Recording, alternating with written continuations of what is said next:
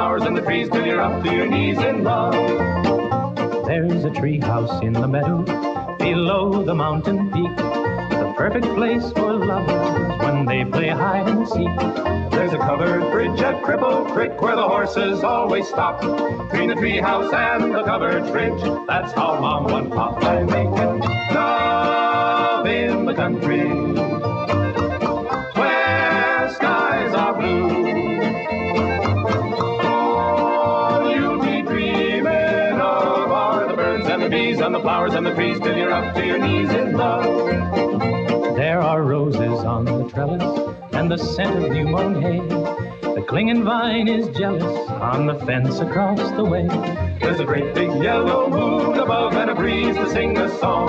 Between the roses and the yellow moon, a fella can't go wrong if he makes love in the country where skies are blue.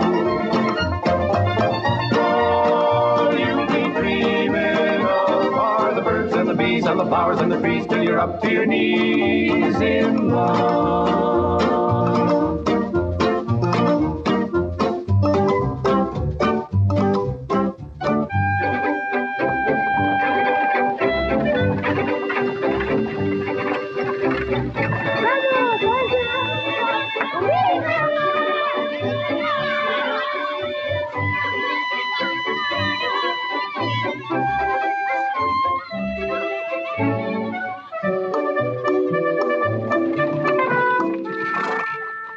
Lord to goodness, not again.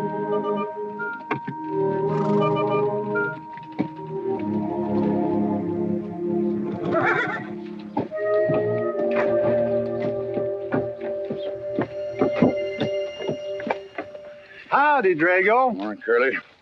Makes 7 times this month he come home swoggled. 6. 7? 6. Once was his birthday. That don't count. Give me my bucket.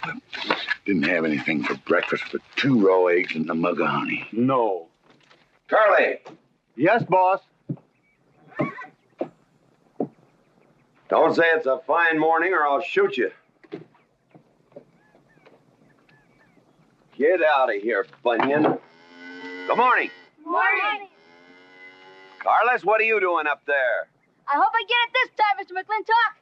My brothers, they got the big hats already.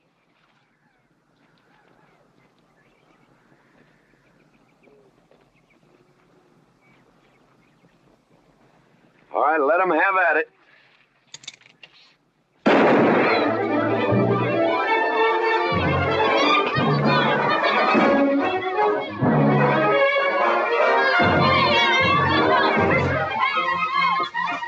Get over it. Did you let me drive? You promised me you would sometime. No, yeah. Boss, you better watch that turn onto the road. You're gonna kill both of us one of these days. Thank you, Mr. Boss.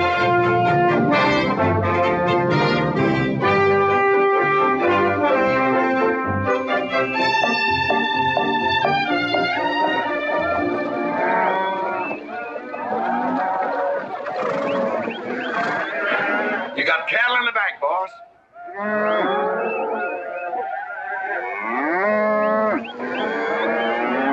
Yeah.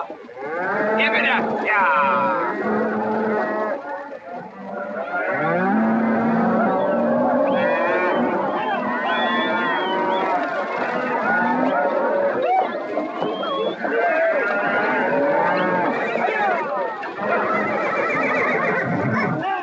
Keep 'em going. 15 cents a pound all the way to Kansas City.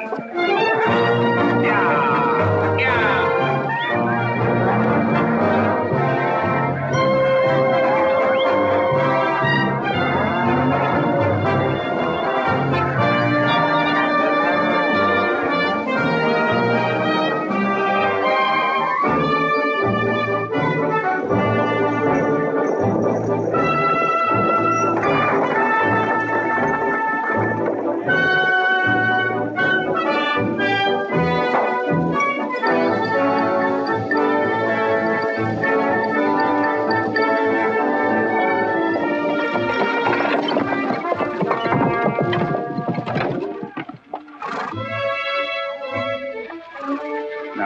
There's one old pensioner I wished you would pass up.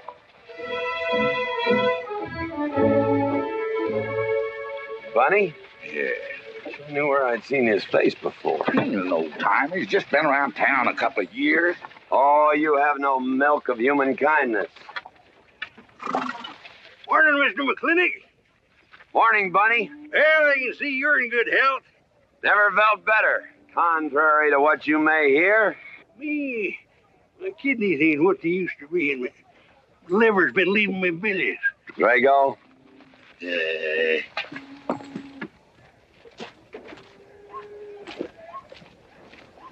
Hello, Ben. Hey, McLintock. Drago, throw that in the buggy. Yes, sir. The scrubby bunch of Sooners, huh? They are at that. Well, it ought to make Douglas happy, lining his pockets with land fees. What are we gonna do? I don't know what you're gonna do, Ben. Me, I do nothing. 200 families. Quarter of beef a week for family. If they last 2 years, that can be a sizable number. I got 20 head to one of any other brand on the Mesa Verde. I'm not hollering. Some of us haven't got all the money in the world. Some of us ain't old and tired and feel like being put upon. You interest me, young Ben. Go on. So the first time I find one of our hides wearing our brand hung on one of them settlers' fences, I aim to kill me a plowboy. You do what you want, McLintock. We'll do what we want. Fellas my age generally call me GW or McLintock. Youngsters call me Mr. McLintock.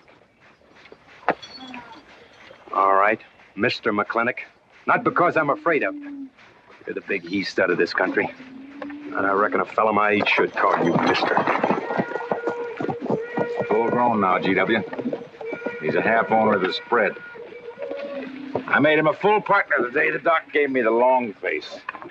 Well, you want him to vote the first time this territory becomes a state, don't you? Of course I do. These settlers get burned out, there'll be a lot of hollering that this country's too wild to be a state. We'll go on being a territory some more, with a lot of political appointees running it according to what they learned in some college where they think that cows are something you milk, Indians are something in front of a cigar store. I'm looking to you to hold young Ben down. I'll do what I can. Come on over to the house once in a while. We'll rack up a few hands and stud. GW, that'll be just fine.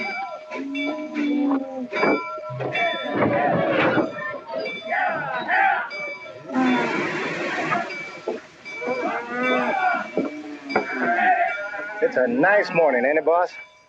Everybody's entitled to their own opinion. Like that again, eh? Here's something that'll cheer you up. About 1,000 head. I figure they'll bring about 1,250. They're not as fat as I'd like to ship. They all off the North Range? Yes, sir. Settlers. Every one of them with a plow and a Bible. Not the slightest idea what the range is for. Drago! Drag out that hog leg. Yes, sir. Give me some attention. Yeah! People! People! People! People!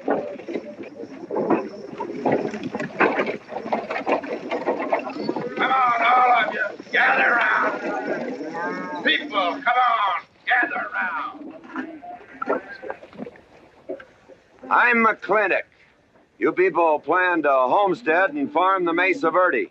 Yes, sir. The government give us each 160 acres. The government never gave anybody anything. Some years back, a lot like you came in. You had a pretty good first year, good summer, easy winter. But the next year, the last rain was in February. And by June, even the jackrabbits had sense enough to get off the mesa. Folks, do you know who that is? That's McLintock. George Washington McLintock. I told him that, Douglas. He controls the water rights on 200 square miles of range. You know that lumber you got? It came from his land. Cut by his loggers and milled in his mills. Douglas, I come close to killing you a couple of times when we were younger. Saddens me I didn't. Can you imagine a man who owns all that? Oh, and mines too. I forgot to mention them. All that. And he's begrudging poor people a measly 160 acres. That right, Mr. McLintock? You begrudge us a little free land? There's no such thing as free land. You make these homesteads go, you'll have earned every acre of it. But you just can't make them go on the Mesa Verde. God made that country for buffalo. Serves pretty well for cattle. But it hates the plow. And even the government should know that you can't farm 6,000 feet above sea level. Any trouble, Mr. McLintock? No trouble, Jeff.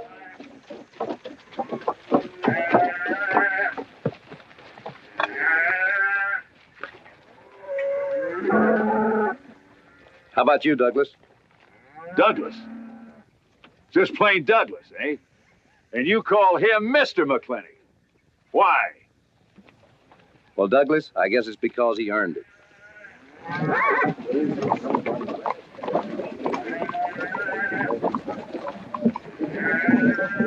Mr. McLintock? Yeah? I'm a good hand with cattle, Mr. McLintock. I'd like a job. Well, you look strong enough. You come in with those Sooners? Well, yes, sir, but we don't have a homestead. Can't use you.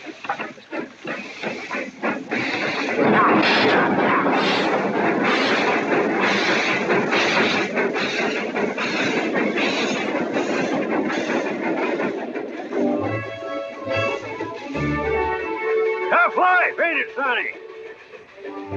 Hell, ain't much future in being a farmer around these parts.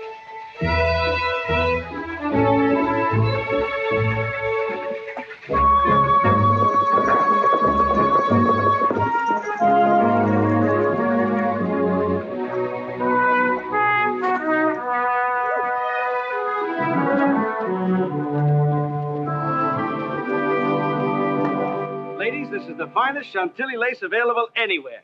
Chantilly, Mr. Birnbaum. Well, believe me, it's the best. Oh, excuse me, please. Look around. Take your time. Drago, I got 1,000 Havana cigars and 12 of those hats for you over there. Them fair big hats ain't gonna last long the way some folks have been dipping into that red eye these days. Uh-oh. Good morning, GW. Good morning. I stole some stick candy. Please, help yourself. Come on in. Davy, you can forget about saddling up the horse. Come in here. Problem? Yes. Well, if I were blacks, I'd move Queen's Bishop to King 4. Yeah, you might be right. You know, I was just starting to work this out when the letter came. Letter? It was... What happened? Don't you want it? Morning, Mr. McLintock. Morning, Davy. You being here saved me a trip. Oh, that hat and suit of clothes you picked out for my birthday? Well, instead of this cowboy hat, I'd like to have this one. If it's, all right with you, sir. Oh, it's all right with me, Davy. Of course, that looks like the kind of a hat a fella'd wear down Main Street to start a fight. Oh, I don't need a city hat for that. All I have to do is walk down the street and some wiseacre will call me an Indian, and just like that, the fight's on. Davy, the letter, it's for you. And you are an Indian. Yes, I know I'm an Indian. But I'm also the fastest runner in town. I've got a college education, and I'm the railroad telegrapher. But does anybody say, hello, college man, or hello, runner, or hello, telegrapher? No, not even hello, knothead. Davy. It's always, let the Indian do it. Will you go out in the store and help the ladies? All right. I'm also bookkeeper, part-time clerk. Always let the Indian do it. The lady brought that out here this morning, asked for it to be taken out to the home ranch for you. Handsome lady, kind of tall with red hair. Called me Mr. Birnbaum, just as if she'd never seen me before, and as if that veil that covered her face would keep me from recognizing her. I thought she was in New York or Europe or someplace. So did I. Jake, you better throw on a couple extra cases of the boss's favorite bourbon. That stuff sure gets used up fast out at our place. Which reminds me, you better start tapering off. Catherine's in town. Katie?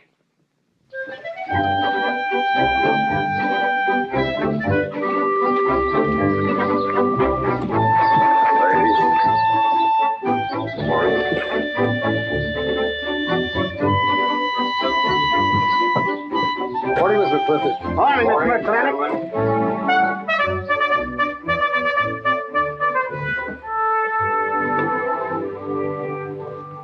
Good morning. Hello, morning, Matt. darling.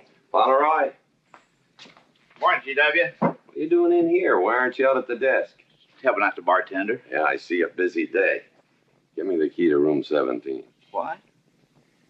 17, and don't advertise it. Here they come, Mr. McLintock.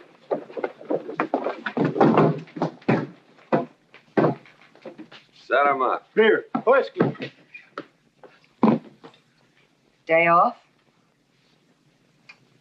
Off day. Wonder what he's so preoccupied about. Haven't you heard? No, what? Katie's back in town. Katie? Yes, dear. The social arbiter. Well, hi, Sonny. Good morning. Oh, He sure is a quiet one. Mr. McLintock, I don't want to bother you. I'm sorry, boy. I told you, no job.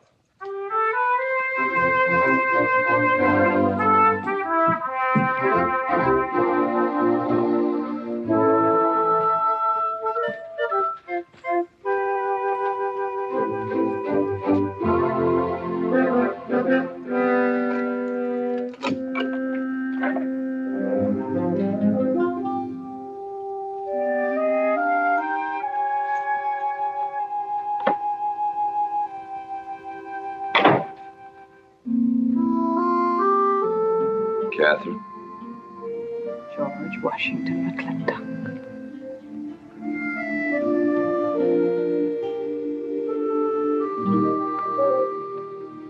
I thought you'd want this.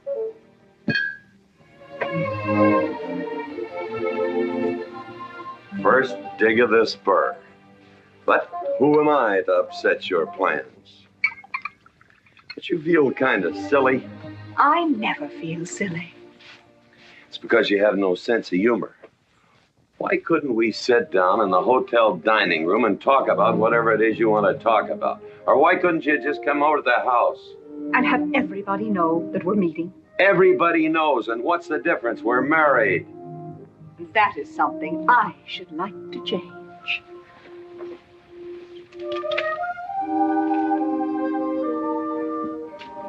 You know the answer, Katie. That isn't why you sent for me. Let's get to the rat killing. That's just the kind of remark that's always endeared you to me. Let us open the discussion. Very well. Our daughter is coming home in a few days. Rather, she's coming here. It was just a slip of the tongue that made me refer to this ugly hamlet as home. Our daughter. Is it so hard to say her name? It's Becky. Rebecca. I hate that name. Anyway, she's coming home. And I hope to persuade you to let her live with me. Part of the time in the capital, part of the time in New York, and, of course, Newport during the season. You're whistling in the wind, Katie. If she stays here, she'll become just as crude and as vulgar as all of this country. And if she goes your way, she'll be all show and no stay. Oh.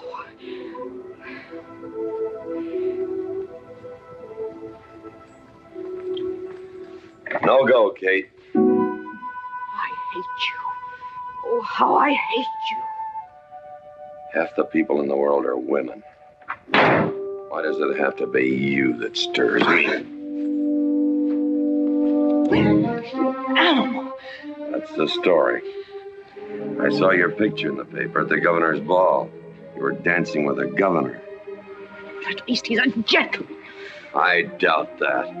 You have to be a man first before you're a gentleman. He misses on both counts.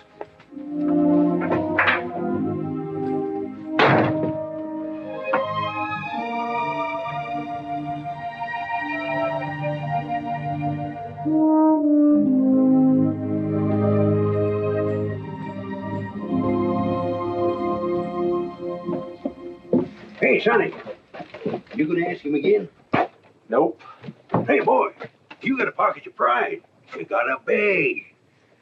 You better listen to an expert, Sonny. I'm telling you, you got to grovel. Human nature gets him every time.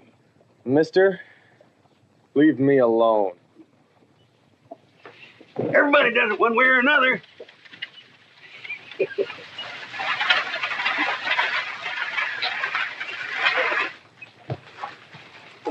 About that job, Mr. McLintock. I already told you, son, I've got no need for farmers or use for them. Just 1 minute, Mr. McLintock. My father died last month. That's how come we lost our homestead. I've got a mother and a little sister to feed. I need that job badly. What's your name? Devlin Warren. Well, you got a job, son. See my home ranch foreman. He's over at the corral.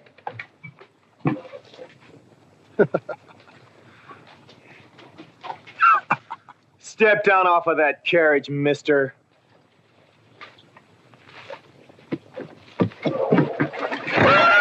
Hold that hog leg. I've been punched many a time in my life, but never for hiring anybody. I don't know what to say. Never begged before. Turn my stomach. I suppose I should have been grateful you gave me the job. Gave? Boy, you got it all wrong. I don't give jobs, I hire men. You intend to give this man a full day's work, don't you, boy? You mean you're still hiring me, Mr. McLean? Well, yes, sir. I mean, I'll certainly deliver a fair day's work. For that, I'll pay you a fair day's wage. You won't give me anything, and I won't give you anything. We both hold up our heads. Where do you live? The settlers' encampment, down by the mine. That's your plug? Yes, sir. Well, hop on him, and we'll go get your gear.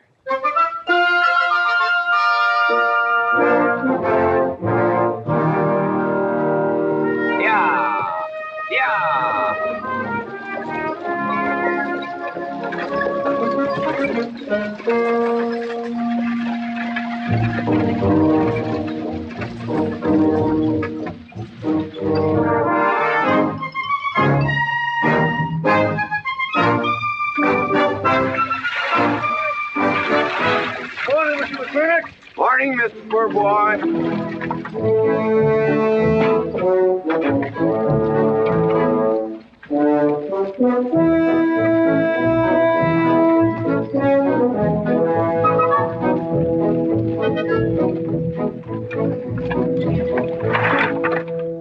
I'm sure that all you fine people are interested in knowing just what portion of this new land will be your new home. Oh, Jones and McAllister, since you've been more or less the leaders of our group, I'd like to have you come up and check the exact location. Won't be a minute, sir.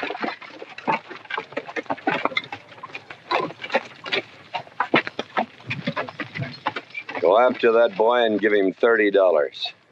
Tell him McLintock pays these riders a month in advance. From the looks of things, they could sure use it, too. Oh, Mom? It's Mr. Drago. Well, and what do we owe this visit from the cattle baron? I've got a touch of hangover, bureaucrat. Don't push me. Oh, McLaglen!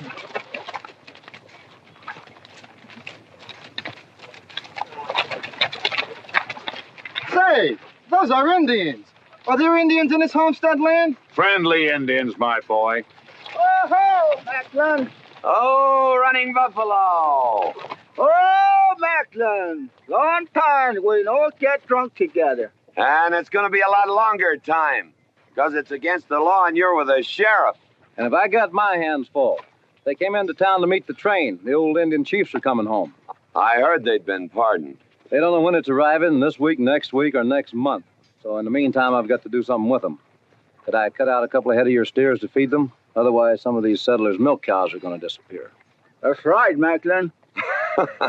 Cut out whatever you need. Sheriff, are you going to camp these savages with all these settlers?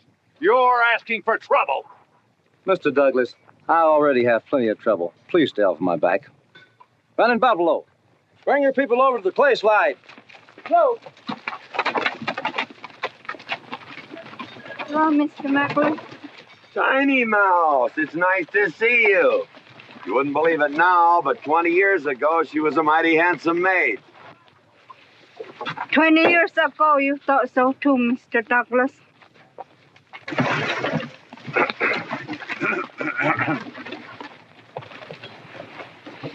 It was just like this. I had a dead beat on old running buffalo, and my sharp 50 caliber misfired. That's back in that trouble in the forest. Remember? I remember. Hey, you want to take something come directly from heaven? No.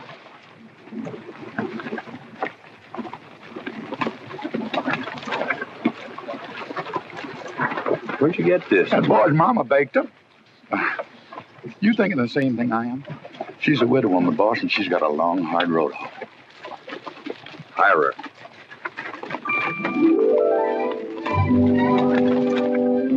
I always said you had a heap of sense. Mr. McLintock, this is my mother. Your mother? And my sister. Pleased to meet you, Mr. McLintock.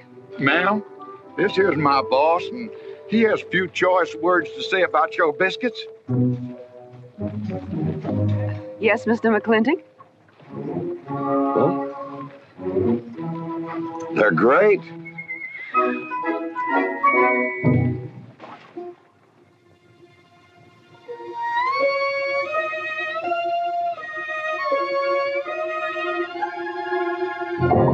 Well, you old Cantonese reprobate, how about it? Fire me?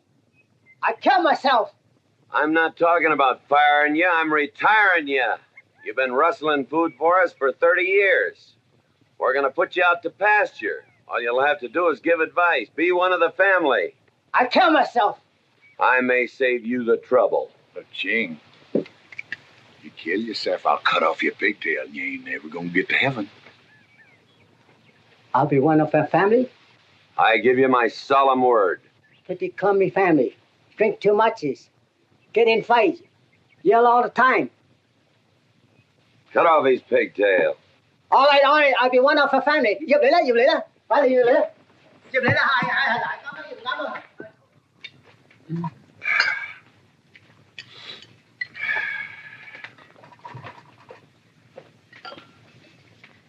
I hope everything is satisfactory. This is such a big house, it'll take me a while to get used to things. Now, please don't hesitate to tell me if anything is wrong. No bird's nest soup. Otherwise, just fine. Everything on nicely. Finally, fine. Ma'am? Best apple pie ever had. Curly's right, ma'am. Hated to leave that last bite. Shall we celebrate with a drink? Carlos, come in and help me with the dishes. Alice, you want to help too? Yes, Jacob. All right, pitch in. Now I'll wash and you get some dry. Is that good here?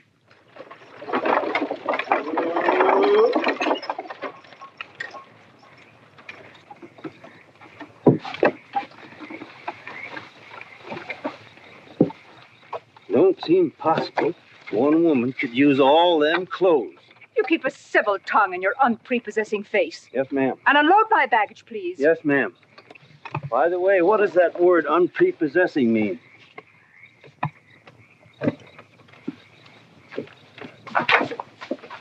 Miss McLintock. Oh, hello, Carlos. Run and help the driver with my luggage. I couldn't trust anyone else in this house to do anything correctly. Luggage? Give him a hand, Curly. Yes, boss. Mr. McLintock? Are you moving back in? Yes, but nothing has changed except my place of residence. And I'd be willing to put up with savages rather than be denied the company of my daughter. And I'm proving that by moving in here. Mr. McLintock, since it's my first day, would you excuse me if I, Go ahead. Oh, Catherine, this is Dev Warren. He joined the outfit today. Please, ma'am. Thank you. Well, how refreshing. A polite young man here. Where did he come from? He's a farmer. A farmer? Well, I'll be doggone. Kate, welcome home. What on earth are you doing in that idiotic-looking outfit? And don't you dare call me Kate. That's my butling suit. I'm butling for the boss. And I'm sorry, Catherine. That Kate kind of slipped out from the times I remembered you as being nice people. Oh. Are You going to stand there with that stupid look on your face while the hired help insults your wife? He's just ignorant. He doesn't know any better than to tell the truth. And I can't help this stupid look. I started acquiring it as you gained in social prominence. Mrs. McLintock, where do you want I should... What? Put him in the master bedroom. Yes. But move Mr. McLintock's things into another room. Oh, the one back of the stairs would be best so that he can't wake up the entire household when he comes home every Here's night. Just before daybreak. Yes, ma'am. Oh, excuse me. Here's your cigars, Mr. McLintock. I am Mrs. McLintock. Catherine, this is the cook. This is the lady does the cooking for us. Mrs. Warren, Mrs. McLintock. How do you do? Very pleased to meet you, Mrs. McLintock. Very pleased. Likewise. You see, I just came to work here today, and I guess I jumped to the conclusion that this was a bachelor's household. It is, and then again it isn't. I will explain so everything will be quite clear, Mrs. Wallace. Mrs. Warren. Mrs. Warren, it has been a bachelor's household for quite some time. And it will be again just as soon as I am out of here, which will be as quickly as I can make arrangements to take my daughter back east with me. You see, she's coming home from school in a few days, and then we'll be off together, and you can return to conducting yourself as you consider proper in a bachelor's household. Katie. Shut up! Until then, I am mistress in this house, and I will give the orders. You want my breakfast served in bed? Let her. Ain't you gonna say nothing, boss? Breakfast in bed. No. 1 poached egg, tea, toast. Oh, GW. As soon as my things are put away, I want to talk to you about Rebecca. Yes, Mrs. McLintock. Indeed, Mrs. McLintock. Of course, Mrs. McLintock. The toast, lightly browned and unbuttered. Of course, ma'am. Wait a minute now, boss. Where do you think you're going? I just remembered I got a date. But she said she want to have a talk with you. I heard.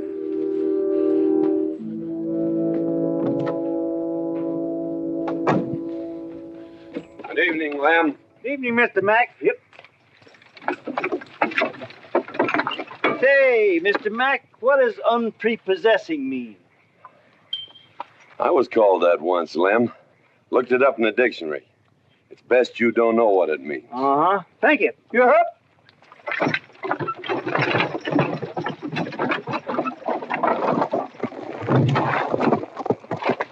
Hey!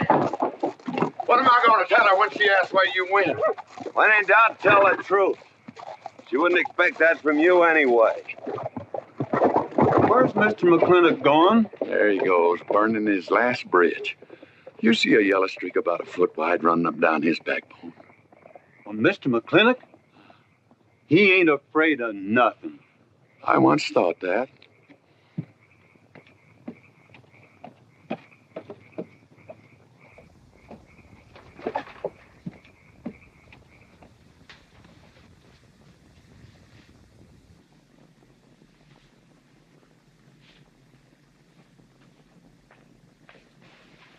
Drago? Yes, ma'am. Was that, He took off, lit out.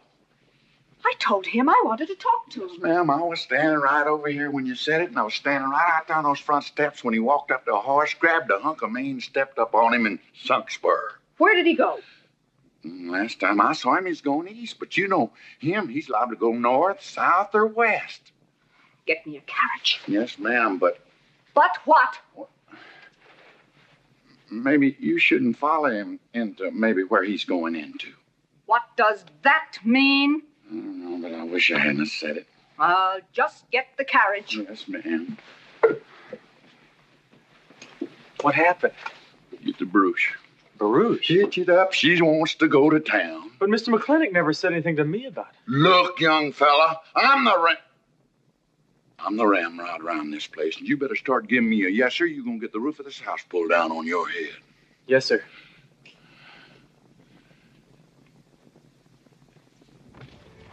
Hello, Davy. Hi, Mr. McLintock. No room, eh? Big please. Hello, Bunny. How is everything? Oh, fine, fine, Mr. McLintock. I'll get you next time.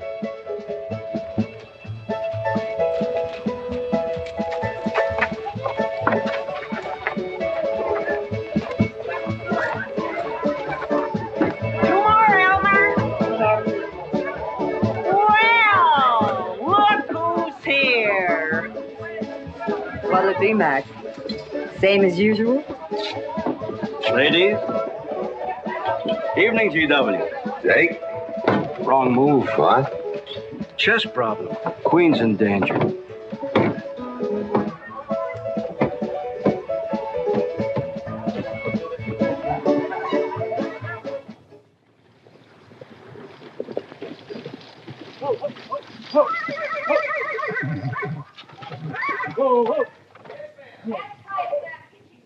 I suppose you can do that. Camille, you're on your own. Mr. McLintock?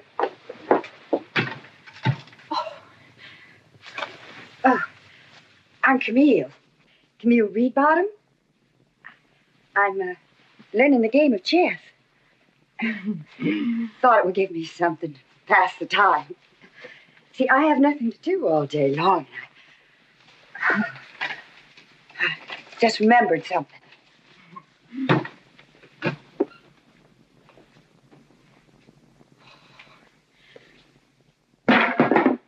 Catherine, I didn't hear you come in.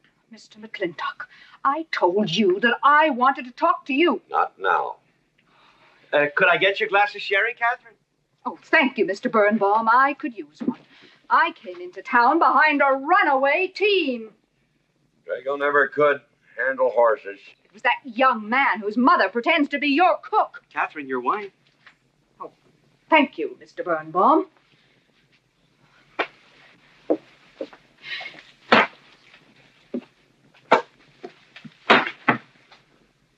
Now, Mr. McLintock, we have an awful lot to talk over. First thing I learned about Indian fighting was to wait for daylight.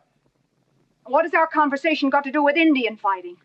Indian fighting is good experience for our kind of conversations. Oh. It'll wait, Catherine. Evening, Sheriff. Mr. McLintock, we had quite a ride out here. Oh, I finally got that team settled down. It's your move. No, it's your move. I just castled. Now, look here.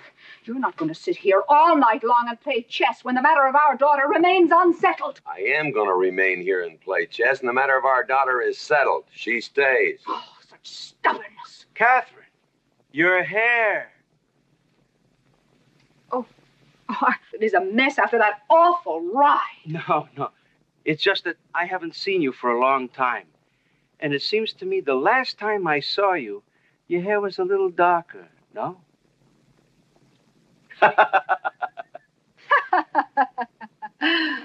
It's a funny thing that tricks a man's memory will play, huh?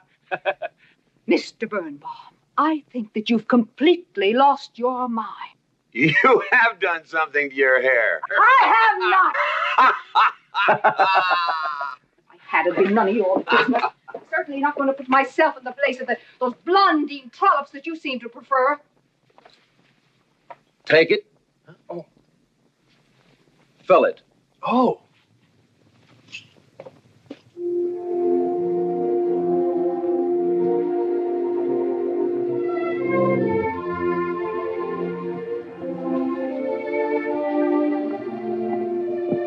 Morning.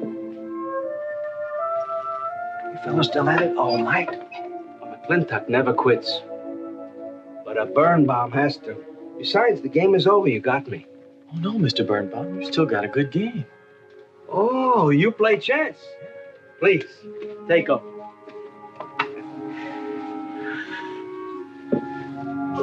Pretty good. Fair?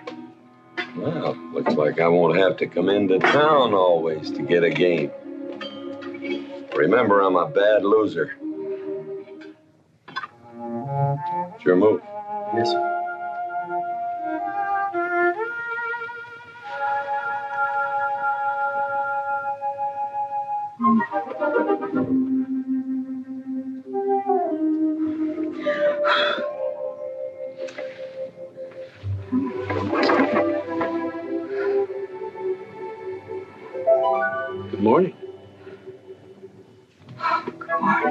Oh, it's not morning already.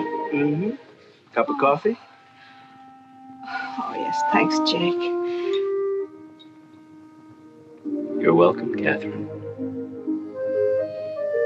Got any cream? Canned cow's milk. That'll do. Good old condensed milk.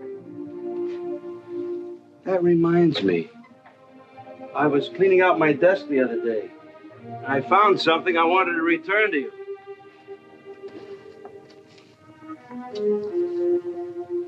Here it is.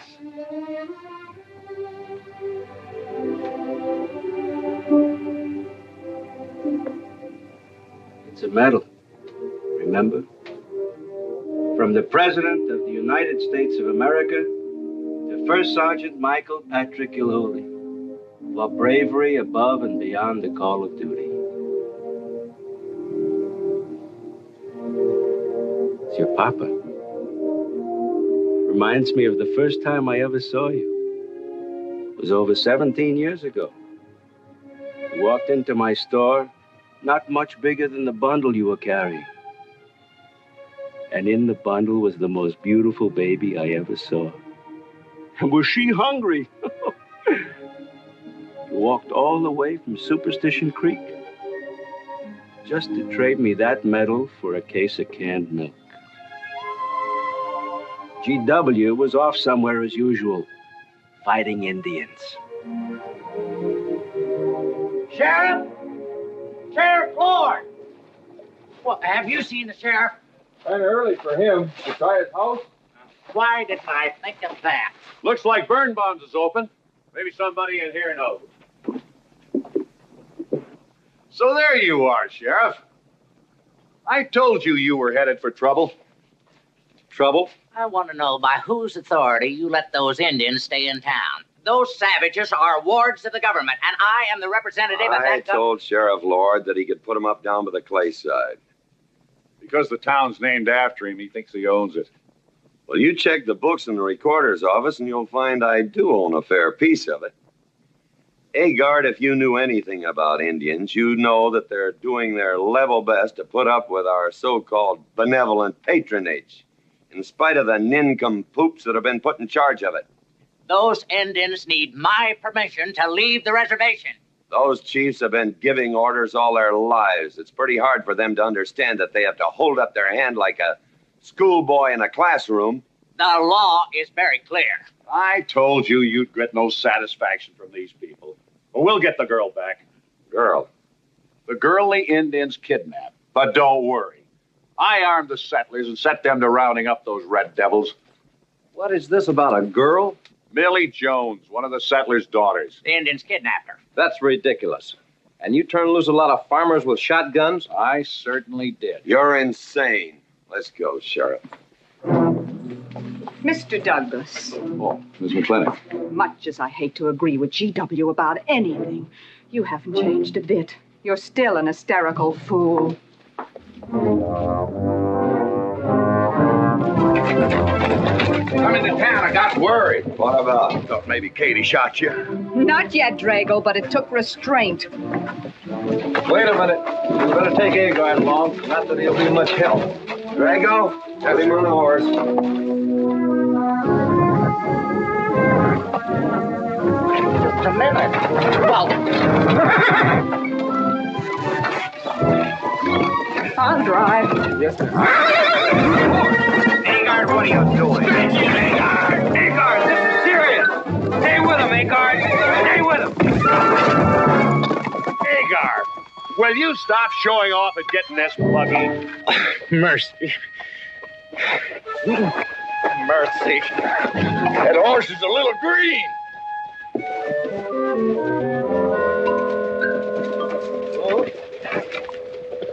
Let's go.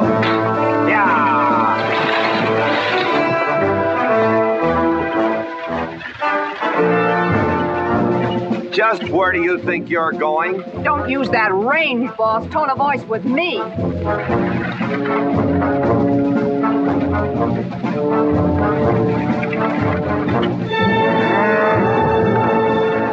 Carter! That headed for Mr. Poor Boy's mine. Mount up some riders. Right, boss. You heard the man.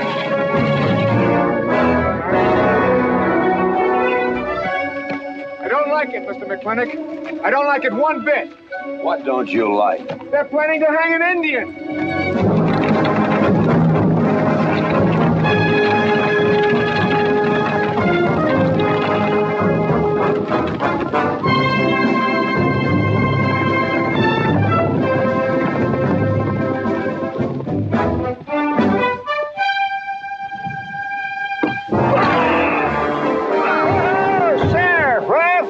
Where's the whiskey? Hold that. Not so fast, Mr. Boss of the whole country. Unless you want to wear a big hole in your middle. How long is GW going to let that cheat-chalker push him around? That cheat-chalker has a sawed-off shotgun. How do you know she didn't wander off someplace or meet some fella or something? What are you saying? That I didn't raise my girl right? That she'd wander off all night with some man? There's a lot of things I'm not saying to you, mister. Well, you got a sawed-off shotgun in my middle. But how do you know this Indian had anything to do with it? She's gone, ain't she? She's gone. Pa! Pa! I'm over here! Pa! Been looking for me, Pa? Where you been, gal? Young Ben took me for a sunrise ride, and the horse wandered away. You come down over there. But, Pa! She's telling the truth, Mr. McLintock. We wasn't doing nothing. Well, that's not important right now. The important thing is that you don't draw that hog leg, or this will be worse than Dodge City on Saturday night. You get on, back to the wagon. I'll tend to you later. Now for this young whippersnapper. Now, no harm has been done. And young Ben here is one of the nicest boys in the territory, so just put down that shotgun and I'll let's teach forget him to fool with Mike. Now, we'll all calm down. Boss, he's just a little excited. I know. I'm going to use good judgment. I haven't lost my temper in 40 years. But, Pilgrim, you caused a lot of trouble this morning. Might have got somebody killed. And somebody ought to belt you in the mouth. But I won't. The hell I won't.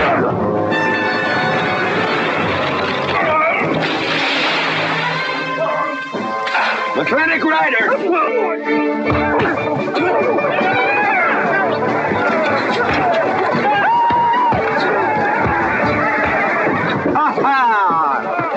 Oh, McLaglen! Hey, Buster! Remember me?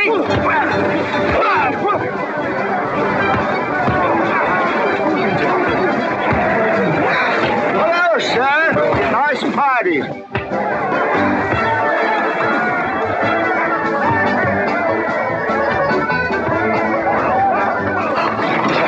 Do you think you ought to?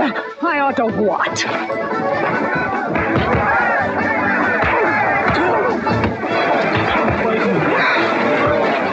Why do you think?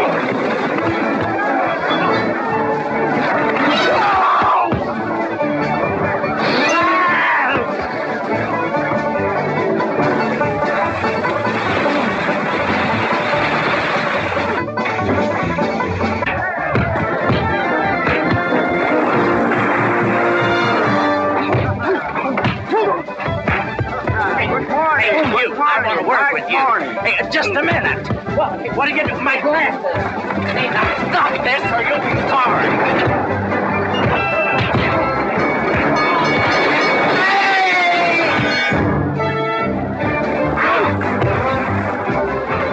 Stay out of this, Jake. It's everybody's war.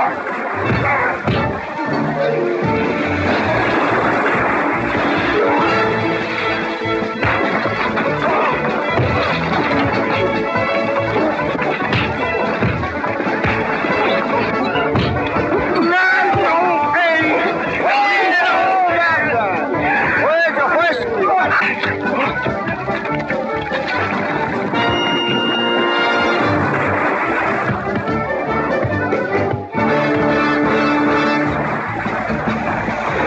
Where's the whiskey? Goodbye.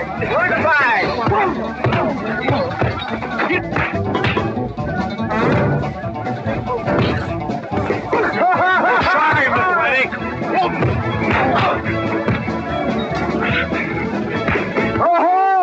McLaglen. Thanks.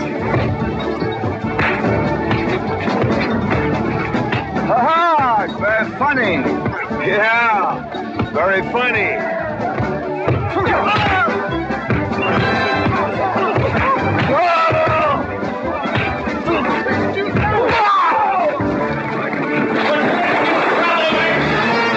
Guys, Mr. Douglas, I'm sorry.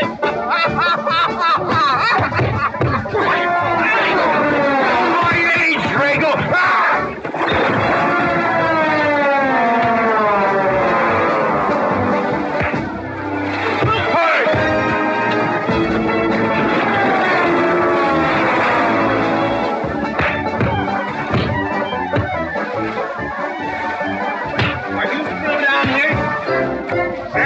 Horse wandered away, huh? Honest, Mr. Jones, honest. Oh, get out of my way. Nice left. Thanks. And I went to college. For this, you don't need college. You're not getting me down there.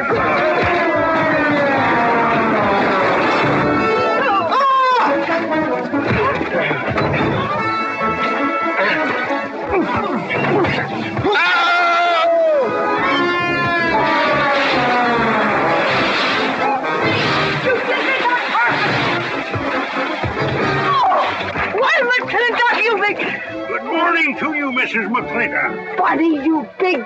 Yowie!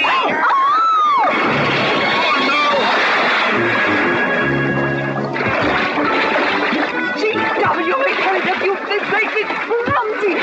Well, it's pretty hard to control yourself.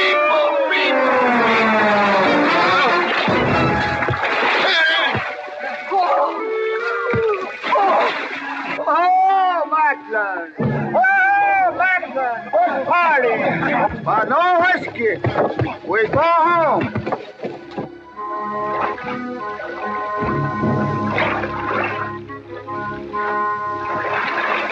You and your friends! Well, we at least saved your half.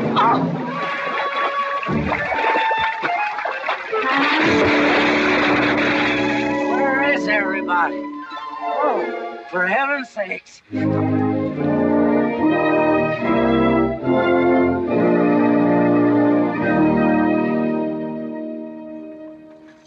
Whoa. Drago, will you never learn how to handle a team? Yes, ma'am, I'll sure try.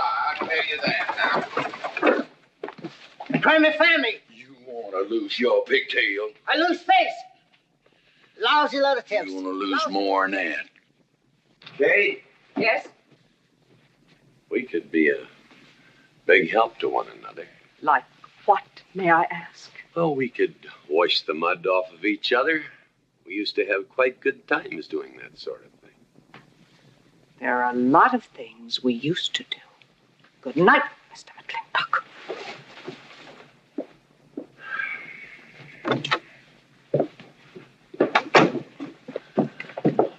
Any luck? What are you talking about? I mean, divorce. She still wanted it. Yeah. You know something? Women are funny. She fought like a wildcat on your side out there this afternoon. Come home, she slams the door in your face. That divorce business, is that what you get when you pay a woman not to live with you? That's about it. Some women I've known it'd be worth it. You know, if we had any moral character, we wouldn't be standing here covered with mud drinking when we should be washing. GW. Drago.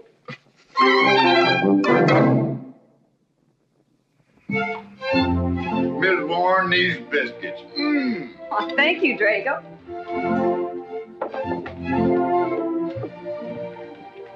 Good morning, Mrs. Warren. Good morning, Mr. McLintock. Breakfast for the boss? If that's the way you want it, Mr. McLintock.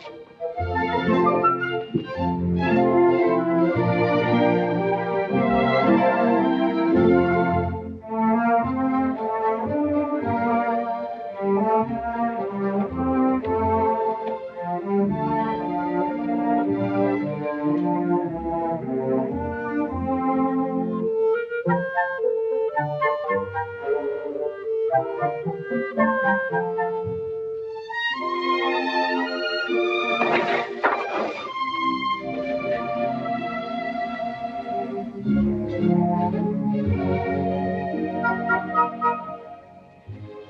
poached egg, tea, toast, lightly browned, and Why, Mrs. McLintock, you have a black eye. I do. Ooh.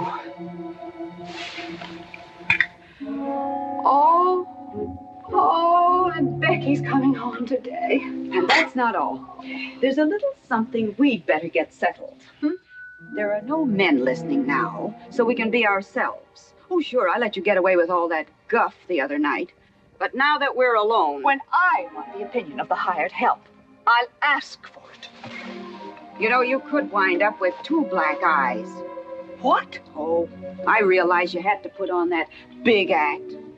We always have to just before we get ready to forgive them. Generally for something they haven't done. But you and I both know that's just to keep them from getting the idea they run things. McLintock give you that black eye? No. Nobody gave it to me. I want it.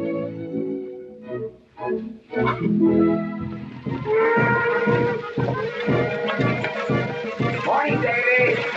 Morning, Mrs. Beach. Mr. Beach.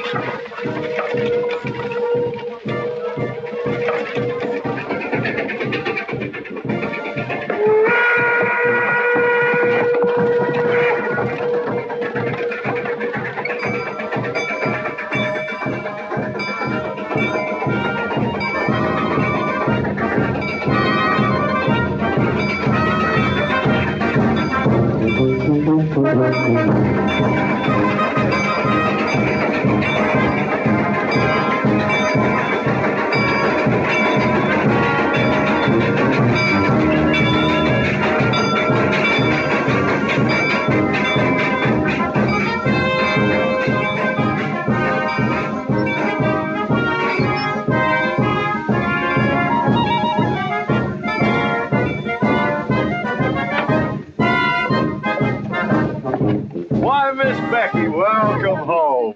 Hi, Dad. My boy. Good to see you again. Daddy! Well, Daddy! Oh!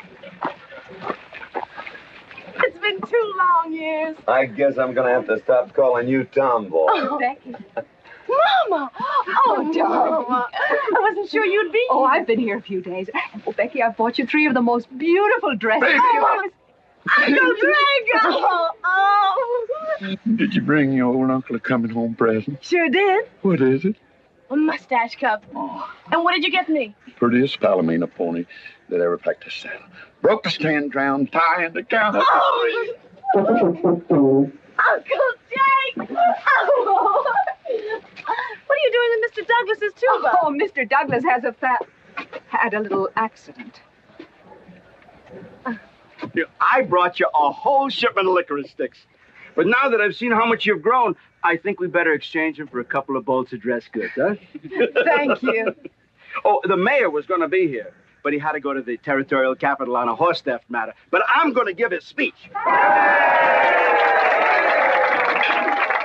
and don't worry about the mayor. I'm sure that he can find a bill of sale for the horse.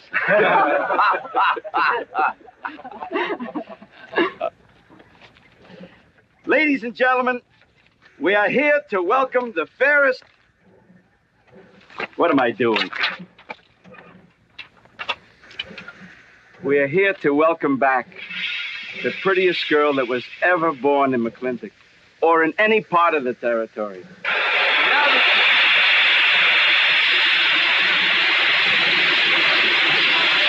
Hey, Davy! Yeah? Got something for you.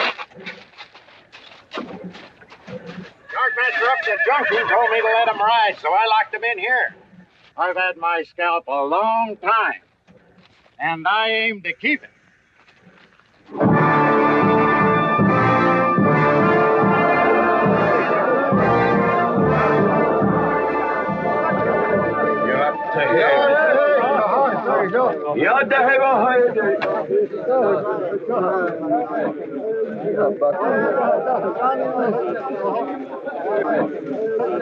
And now she's come back to us.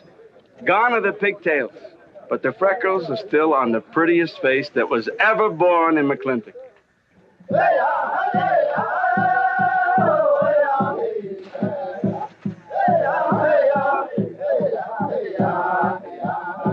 Hey, that's Puma. And it's true. The government did turn them loose. Good old Puma. I'll never forget when he brought GW home. Your father had a hole in his chest and 104 fever. Of course, they weren't very mannerly about it. He came past the house at a high lope and threw him on the doorstep. And you do remember them good old days, don't you, Katie? Catherine.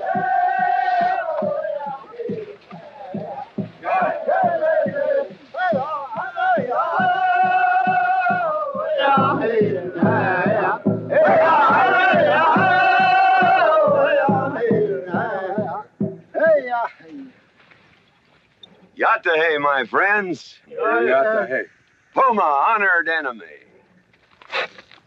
Does big McLintock forget? Also blood brother. No, I'll never forget that.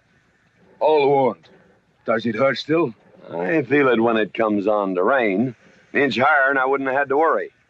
Big McLintock, that was remembered fight. We return with news. Our people have more trouble. You see, I learned good English now, Big McLintock. Learned in white man's jail. But we would have you talk our cause at government hearing. I understand that Governor Humphreys is going to preside at that meeting. Yes, Puma, I'll translate your wishes. Mr. McLintock, could I impose upon you to use your Comanche to tell these Puma is chief of the Comanches, and he speaks English very well. Oh, well, your people will have to follow my instructions to the letter. It is the law of the land. Hold on, just a minute. Well, for heaven's sakes.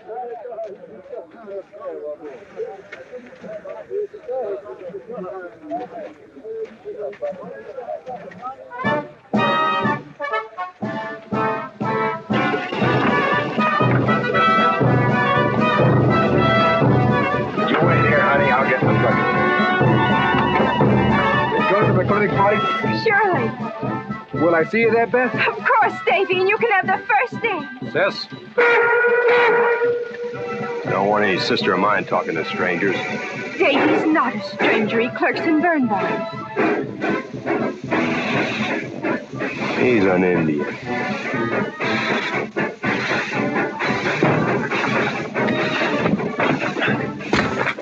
Darn you, Drago! Now look what you've done. Baby, this is Devlin Warren. He works for you, Papa. Dev, this is Miss Becky McLintock. Those are my things. Yes, ma'am. Oh, I don't own you anywhere, Miss Becky. What do you mean? Oh, I mean, you look so much like your mother. Or even prettier. Oh, Mr. Warren.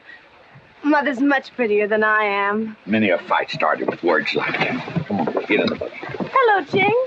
We got jelly pie for dinner. Oh, I'm not cooking. No, he's not. Junior! Yes, Miss Becky. You remember Junior Douglas, Mama? Oh, of course. How's college? Valedictorian, 95. Oh, congratulations.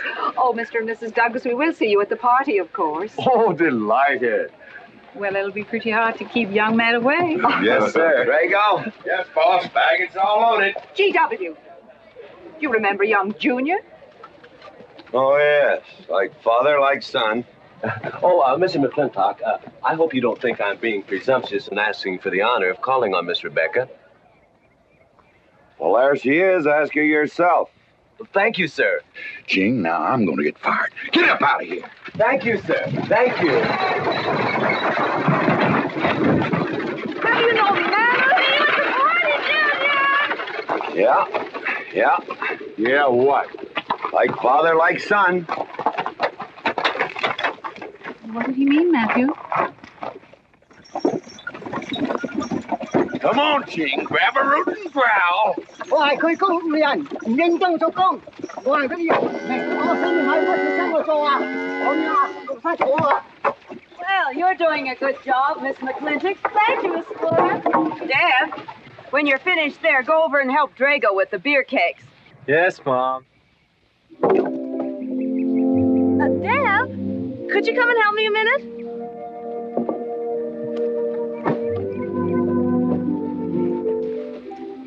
I certainly was surprised to hear you went to college. Why? I don't know. Junior says Purdue's a good college for a backwater place like Indiana. Well, he did indeed. Oh, could you do this? I can't reach it. Why didn't you finish college? Lack of funds. My father got sick and he had to come out west. So he took out a homestead. You know, your mom's sure cute. It's too bad you didn't inherit her eyes.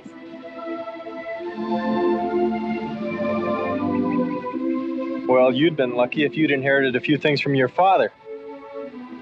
Oh, really? For instance? It was common sense, for instance. Common sense? Yeah. You don't see him being fooled by some dude like Junior Douglas.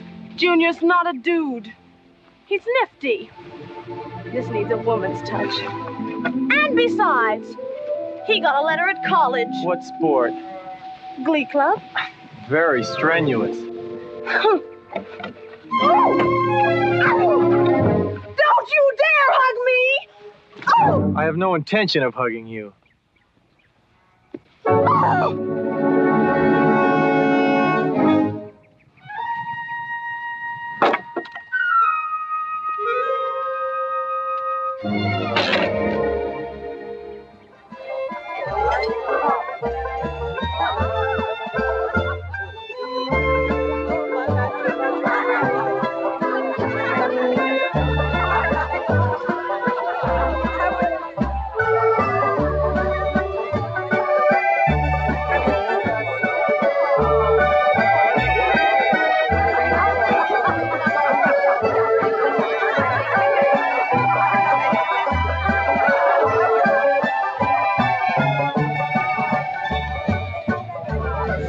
Ladies all look lovely, Catherine.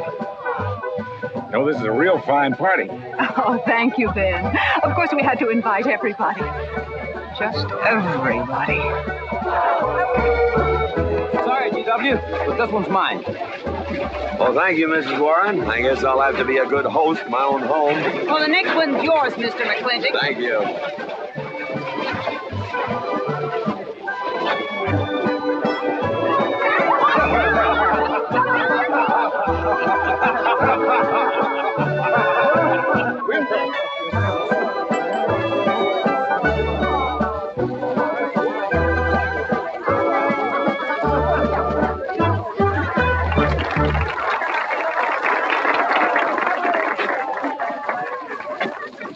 Drago, go and do what I told you to do. Oh, Katie. Catherine, and do as you're told. Oh, Drago, do this. Drago, do that. Yeah! People! This Douglas feller. Drago! Yes, ma'am. Matt Douglas, Jr. is going to bring you folks some of the latest terpsichorean dance steps, brand new, brought by him directly from New York City. All right, Mr. Fiddler.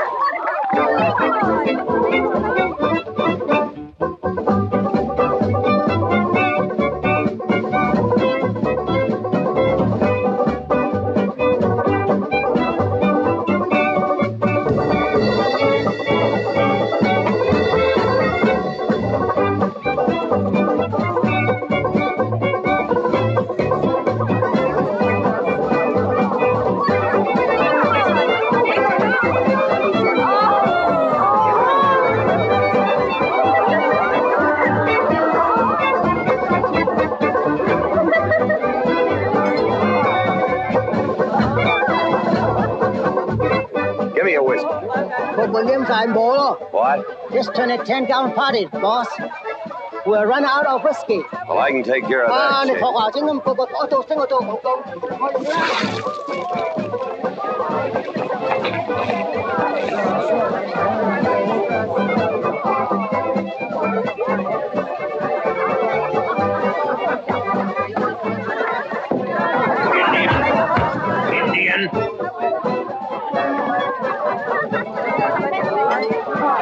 You still got any ideas about asking my sister to dance? Get up and we can do this all over again. Yes!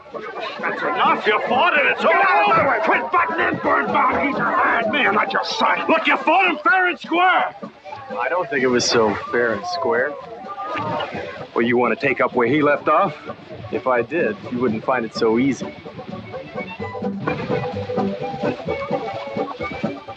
Now we've had enough of this. Well, when are you going to quit walking away? Just as soon as we're out of sight of the party. The lesson I learned back home, don't fight in front of women. Well, we're out of sight now. So we are.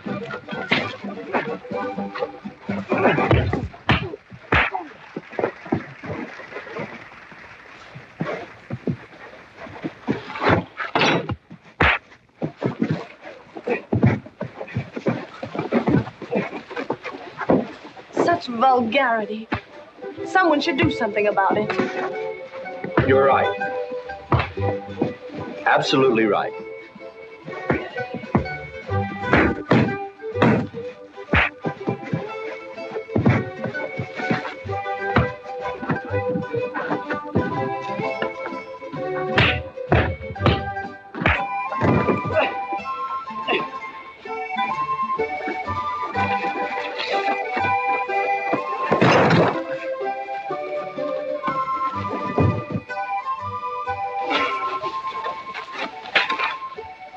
Young man?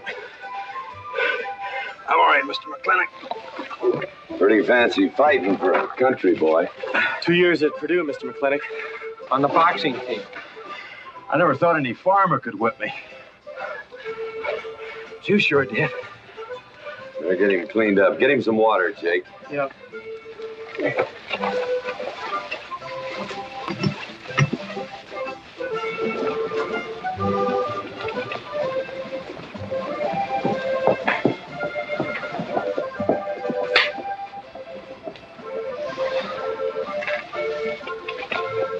Get yourself cleaned up.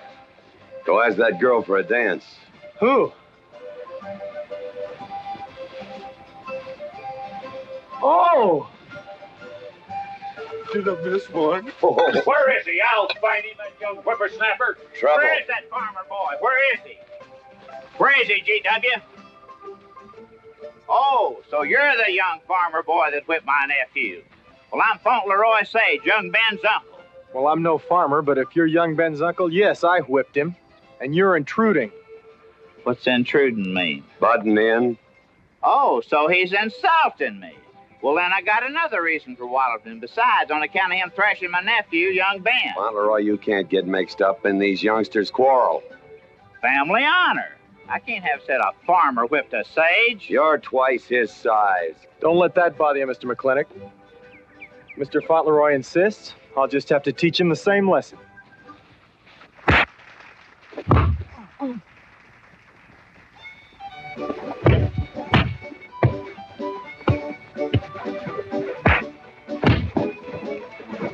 Say!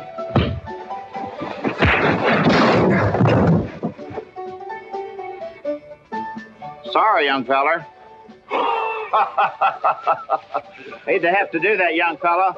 No hard feelings. Not yet. Not yet what? I mean, that isn't all. Now, wait a minute. Fauntleroy, we're going to make this a fair fight. Of course we are. Of course we are, G.W. There'll be none of this. I wouldn't do that, G.W. You wouldn't do... No, I wouldn't do that. And Dev, I don't want you kicking Fauntleroy in the knee. He didn't do no such thing. And none of this nose twisting. He's all yours. Oh,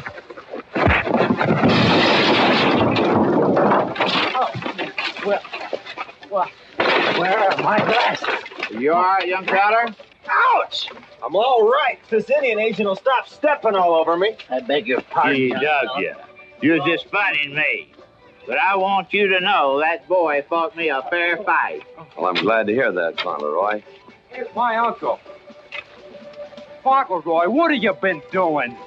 I hope my uncle didn't bother anybody. No bother. I think we'd better join the ladies before they get curious. Drago. Fauntleroy, let's line them all up for a do-si-do. Jake, You think tincture of arnica would help? Could be. Used to help you. Gentlemen, to the medicine cabinet.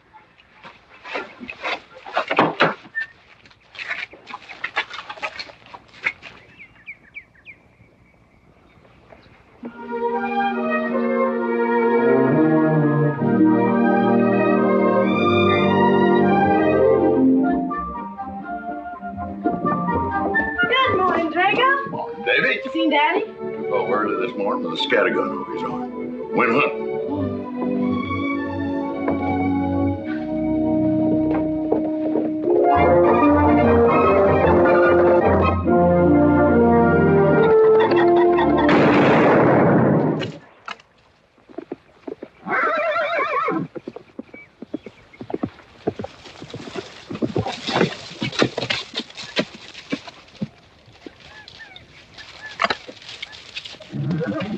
Morning, Daddy. Good afternoon. What gets you out so early? It's something I have to get straight in my mind. Yeah? What? Mama.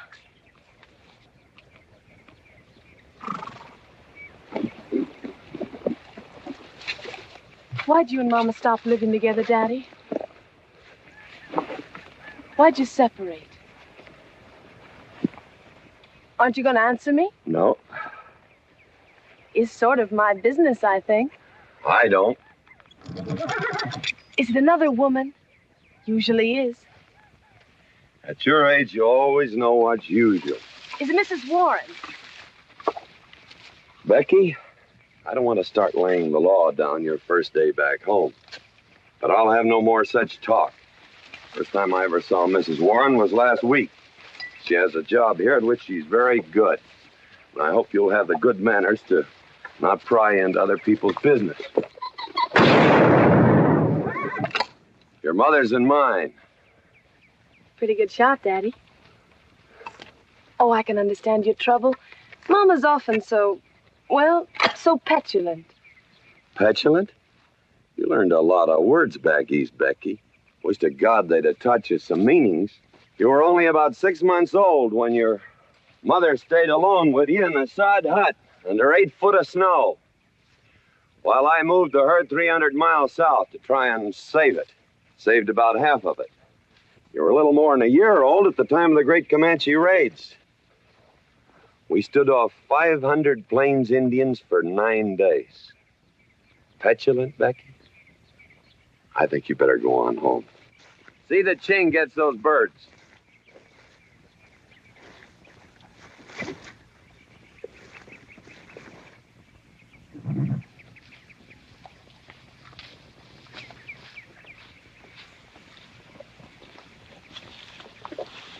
Becky, come here.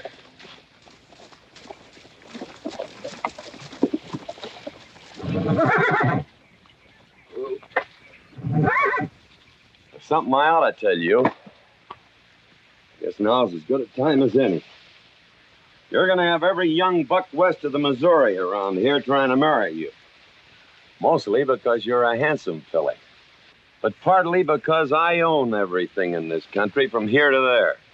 They'll think you're going to inherit it. Well, you're not. You're going to leave most of it to the nation, really. For a park where no lumberman will cut down all the trees for houses with leaky roofs. Nobody will kill all the beaver for hats for dudes, nor murder the buffalo for robes. What I'm going to give you is a 500-cow spread on the upper Green River. Now, that may not seem like much. It's more than we had, your mother and I. Some folks are going to say I'm doing all this so I can sit up in the hereafter and look down on a park named after me. Or that I was disappointed in you. Didn't want you to get all that money. But the real reason, Becky, is because I love you. And I want you and some young man to have what I had. Because all the gold in the United States Treasury, and all the harp music in heaven can't equal what happens between a man and a woman with all that growing together. I can't explain it any better than that.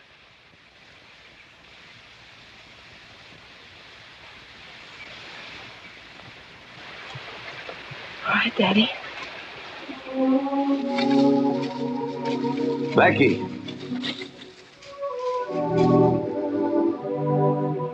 When you're as old as I am, you'll thank me for this. Daddy, I'm full grown. I wasn't worrying about me. I was thinking about you and Mama.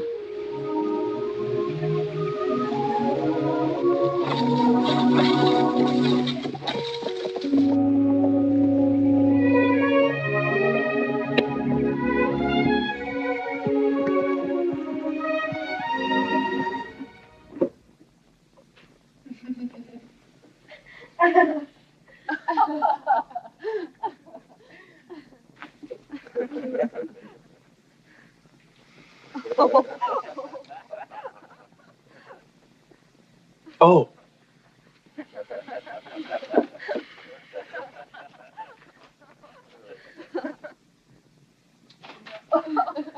Well, sir, all three of them fell right out of the carriage. Well, it's getting rather late, Becky. It's bedtime. Oh, Mother. He brought this. He must have intended to use it. Oh, well. Sing us a song. Well, if you really want me to. Gosh, I haven't played in You quite know just right for me. Sure. It's the rage now. Oh. Oh. Dev, what are you doing? Oh. I just thought I'd get another cigar. Well, you've got one in your mouth and two burning in the tray. Not move. Fellas want me to play all the time. You're cuter than a baby's dear, and softer than a mouse's ear. I want the whole wide world to hear. You're just right for me. You're sweeter than... Oh, no, not that rhythm, Junior. Do it the way they do at the plaza. I know the words. Sure, Becky. Will you sing with me? Of course. All right.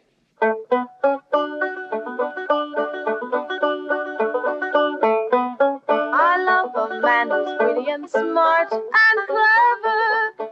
It's your move. Oh. My heart forever, rain or Oh, Dev, you're playing like an amateur. Let's call it an evening. I'd like to know where your mind is tonight. You're sweeter than the early exciting, or bluebells when they start to Pretty good. You Voice like her father. feel like the a sign king. you're just right for me. Sweeter than honey, finer than wine. I'm sure they found you on that honeysuckle vine. I would melt in your embrace. You disappear without a trace. To die like this is no disgrace. This is the time. This is the place for you. Just Right for me.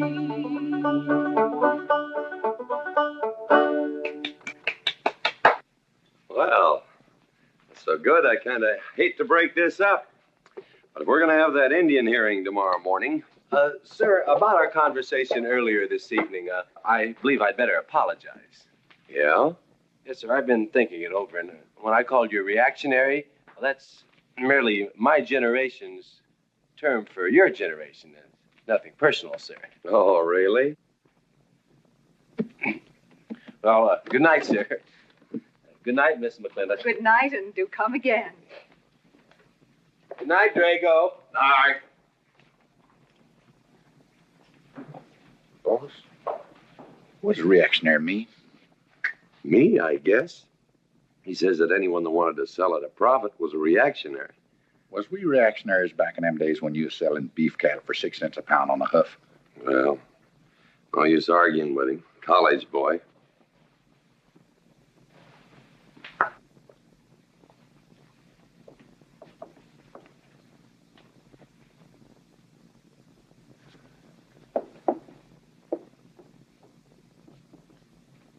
Devlin Warren, if you was my kind of man, you wouldn't let some dude walk off with the prettiest girl west of Denver without putting up some kind of fight. Does it show? Well, what can I do? I'm just one of her father's employees. I'm just a hired hand around here. Every so often, Dev, you spill the strangest ideas. Everybody works for somebody. Me, I work for everybody in these United States that steps into a butcher's shop for a T-bone steak. And you work for me. It's not much difference. Daddy, the most terrible thing just happened. Junior's horse ran away. The one he rented at the livery stable. Tied up a rented horse by the reins. He's probably back in the stall by now. I think we could get Junior something that he can ride. What I'd rather do, Daddy, is drive Junior home in our barouche. It's a lovely evening, and I'm sure Uncle Drago wouldn't mind driving. I would, and I got the kind of manners don't keep me from saying so, just to be polite. I'll drive him home, Mr. McLintock. And you don't have to come, Miss Becky. I'll see that he gets home safely. I can take care of myself. You got yourself a foot, didn't you? Dev, get the carriage. Drago? I'm going with them. Now you got me wrangling dudes.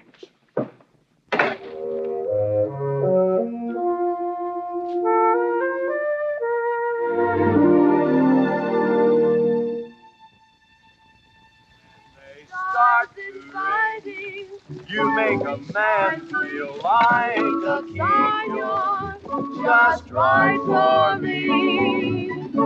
Miss Becky, somebody better help me watch the road. You know, I'm new around here. Might take the wrong turn off. Devlin Warren, you know there isn't a turnoff between here and town. You disappear without a trace. To die like this is no disgrace. This is time. This is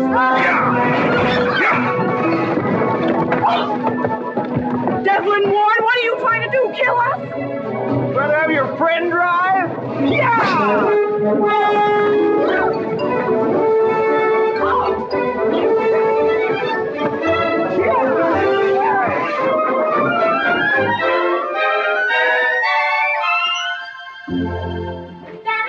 Daddy, I have never been so humiliated in my entire life.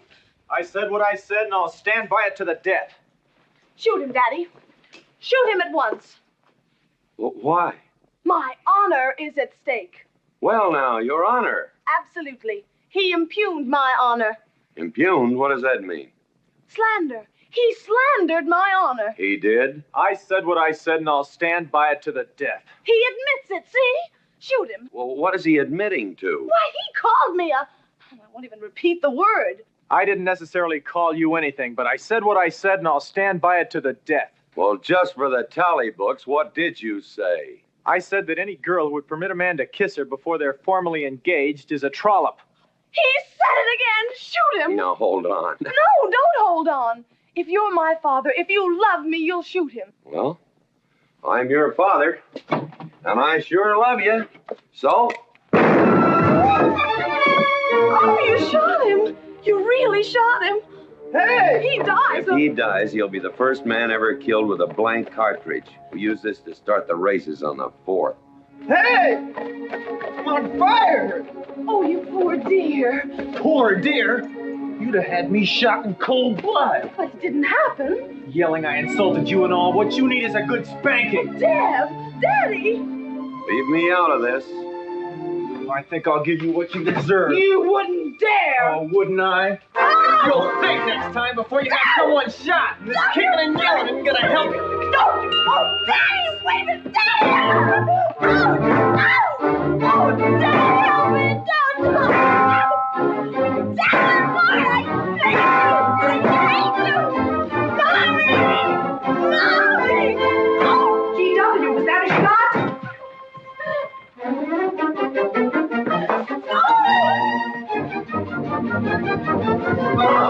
Becky, what happened? He spanked me.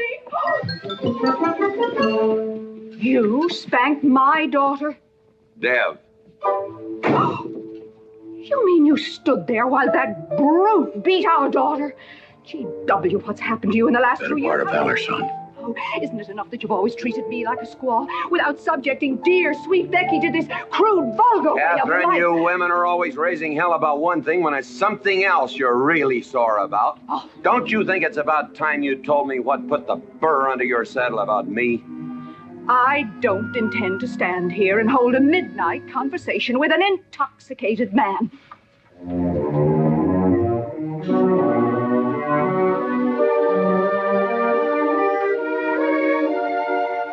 And I am not intoxicated. Yet.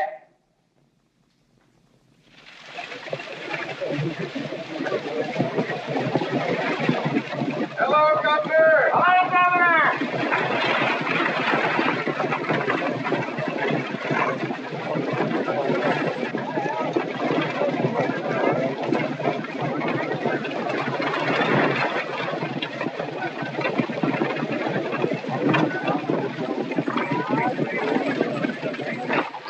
Chief Puma? Yes, Sergeant. Big McLintock, we know you get us fair judgment. You gentlemen, follow me.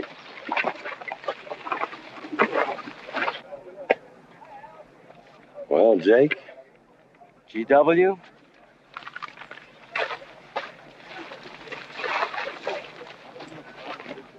Well, GW, it's been a long time. Not long enough. Cuthbert. Your husband is a rude man. Yes, Cuthbert, I know.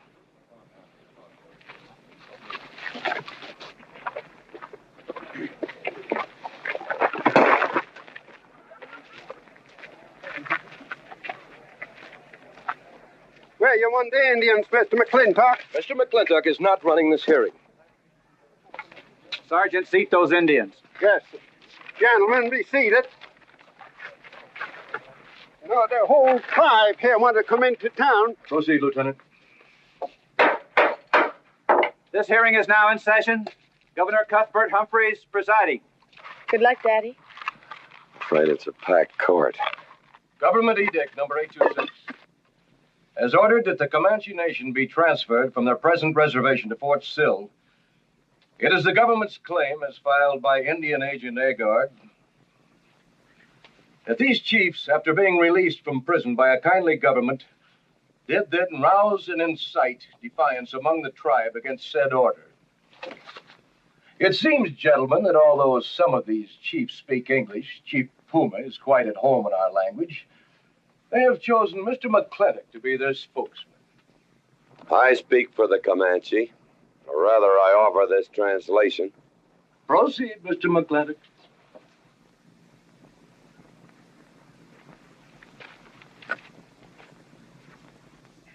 The Comanche say, we are an old people and a proud people. When the white man first came among us, we were as many as the grass is of the prairie. Now we are few, but we are still proud. For if a man loses pride in manhood, he is nothing. You tell us now that if we will let you send us away to this place called Fort Sill, you will feed us and care for us. Let us tell you this. It is a Comanche law that no chief ever eats unless first he sees that the pots are full of meat in the lodges of the widows and orphans. It is the Comanche way of life.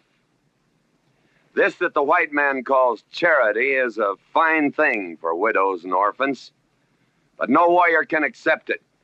For if he does, he is no longer a man. And when he is no longer a man, he is nothing, and better off dead. You say to the Comanche, you are widows and orphans. You are not men. And we, the Comanches, say we would rather be dead. It will not be a remembered fight when you kill us, because we are few now and have few weapons. But we will fight, and we will die Comanche. Thank you, Big McLintock. Am I to gather that Comanche defy the government of the United States? Yes, you may gather that the Comanche defy the United States government, or at least this commission. Gentlemen.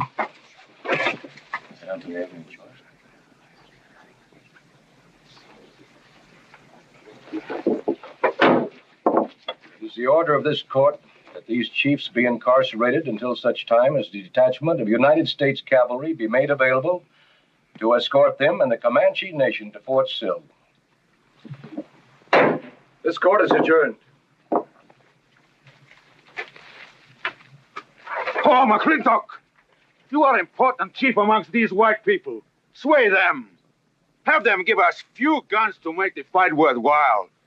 Let us have one last remembered fight for end of Comanche. I almost wish I could arrange that, Puma. Ahalane cha. Ahalane cha. Sergeant. Yes. Good God. Carry on. Gentlemen.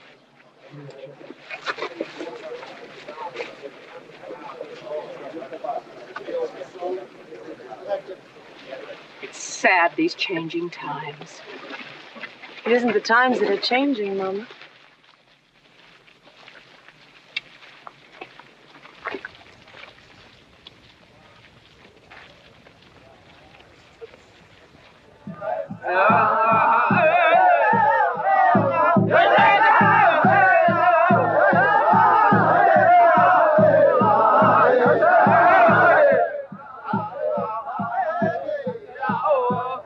Hi, GW. Hello, Lamb.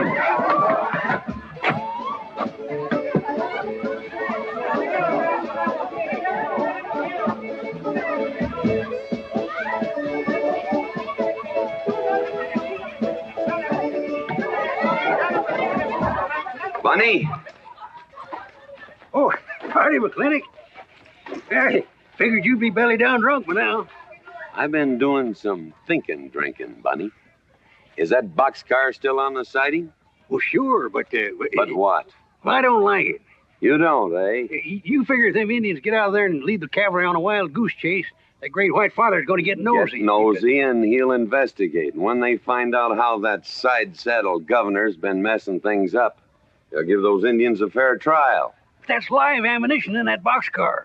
You know what'll happen if them Indians get some guns in their hands? Somebody's going to get hurt. Is Puma's word good enough for you? Well, I don't... McLintock, you got yourself a partner. Leave me out of this. Hey, McLintock. Good night, Bunny. Good night, Governor. There is the Katie with her light red hair, sweet as the roses on a summer air. I'll find her somewhere while the moon is high, and tell her that I love her, and I'll love her till I die. Katie Gilhooly, come master's home. Katie, Catherine Gilhooly McLintock, where's the woman of the house? Mr. McLintock. Oh, there you are. Mrs. Warren. Oh, good evening. I waited up for you, Mr. McLintock. Oh, how nice. I want to talk to you about something. Delighted. 309 times straight. I beg your pardon? 309 times straight without a miss. Gotta be a record. I suppose so. Now, Mr. McLintock, what I wanted to 2 say... pound Stetson, 6-inch brim, 53 feet in the air. It's gotta be a record. I'm sure it is, but the reason I waited up... Damn it, woman, can't you hold that glass still? Of course, sir. Now, down the hatch to my world's record. Down the hatch. Yes, sir.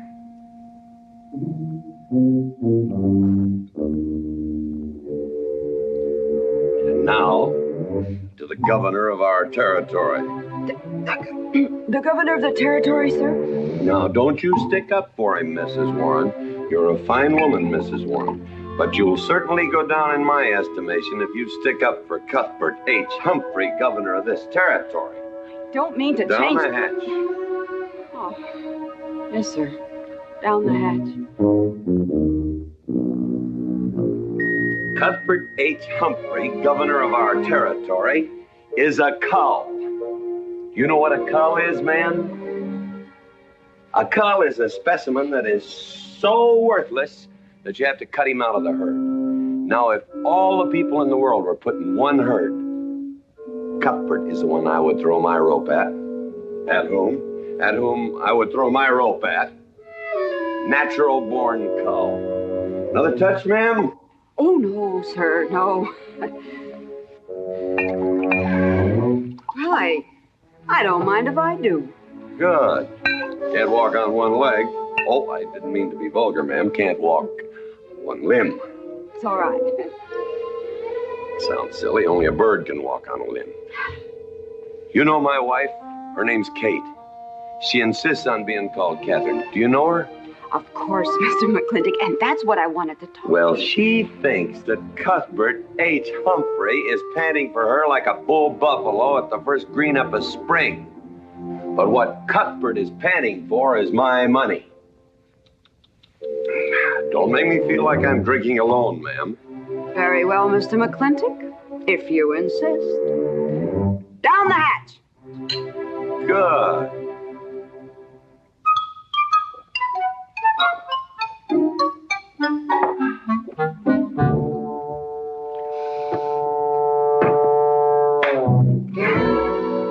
Mr. McLintock, I have something very important to say to you. Very important. Guess it'll have to wait till the morning. Toodle. Oh, it's all right. It's all right. Betty, bye-bye.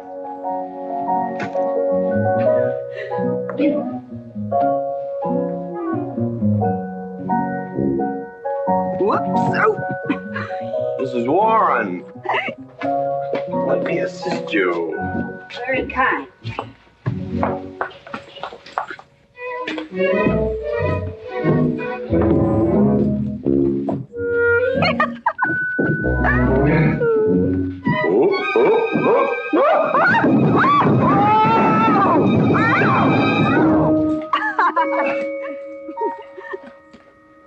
Whoops. What's going on here? Now, Catherine, are you going to believe what you see or what I tell you? Mrs. McLintock, hope you won't misunderstand. It's the first 100 women sitting on his lap that I misunderstood. Number 101 is quite simple. Now, G.W. McLintock, I have something. He's gone to sleep. Just when I know exactly what I want to say to him, he goes to sleep. I waited up to talk to Mr. McLintock.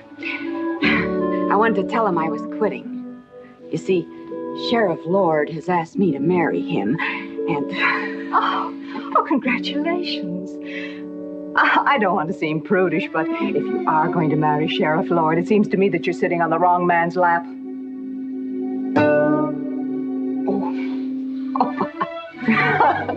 Come on, I'll help you upstairs and we'll have a long talk about men in general.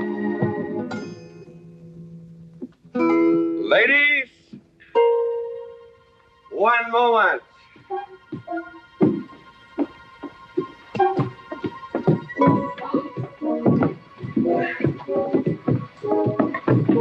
Oh! Watch out, you'll get us all killed! Oh! What?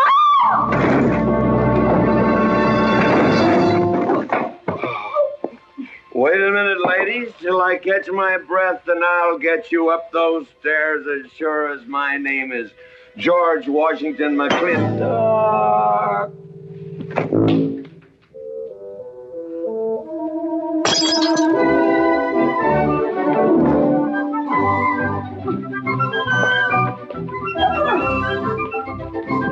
You may be quitting, Mrs. Wallace, Mrs. Ward, but not tomorrow. I want my breakfast in bed. I want to know. I know, toast, lightly brown. Somebody sure put a knob on my skull. Here's Katie. Speaking. Katie, why? Mrs. Warren was there. Oh. And there you was there. Oh. And there that whiskey bottle was there. Oh. And Katie's temper being what Katie's temper is, well, there you are. Drago, old friend. Huh? My wife does not understand me. Why, she means different than any other man. Come on, I gotta get you upstairs. Get you ready for that big celebration tomorrow.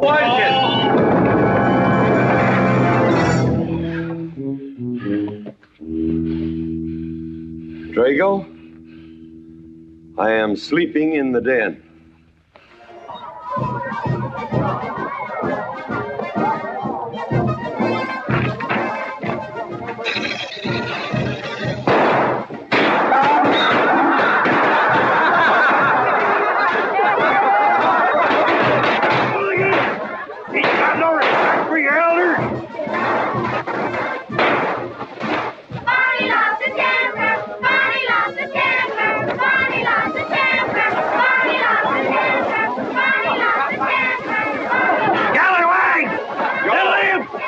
You get the measles!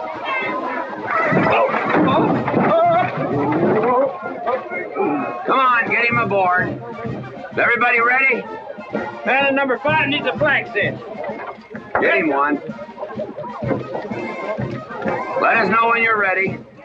Ladies and gentlemen, it is my honor to present to you the governor of our territory, Cuthbert H.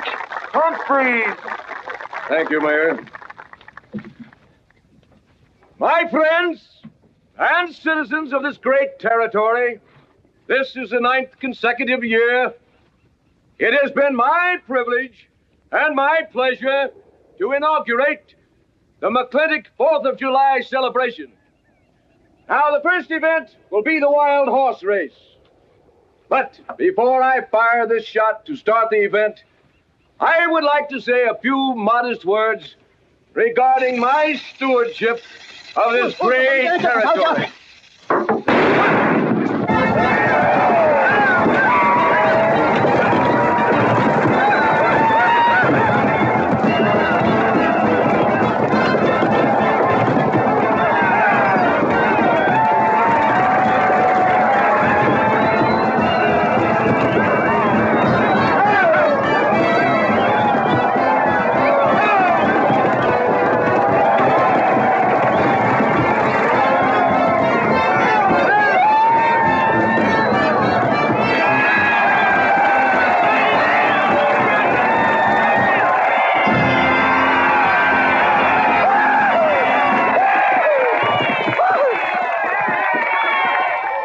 Professor Birnbaum.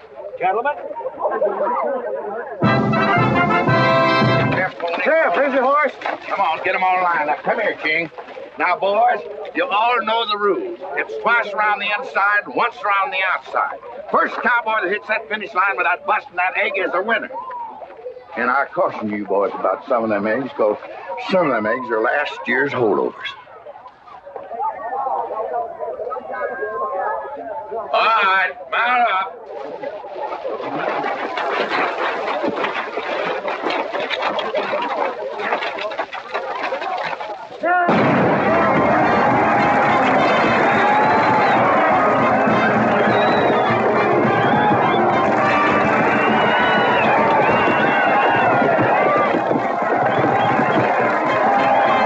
Catherine, my dear, you seem to be enjoying yourself. Oh, yes. This is wonderful. It's the only thing I really do enjoy about this barbaric country, the 4th of July celebration. Well, Catherine, I've been here for 3 days. I haven't heard from you. Is anything wrong? Wrong? Well, I just hope that it hasn't been necessary for you to say anything to GW. What are you talking about? Well, Catherine, you see, I'm in a rather delicate position, being governor of the territory and all. I just hope you haven't found it necessary to say anything about... About what? About you and me.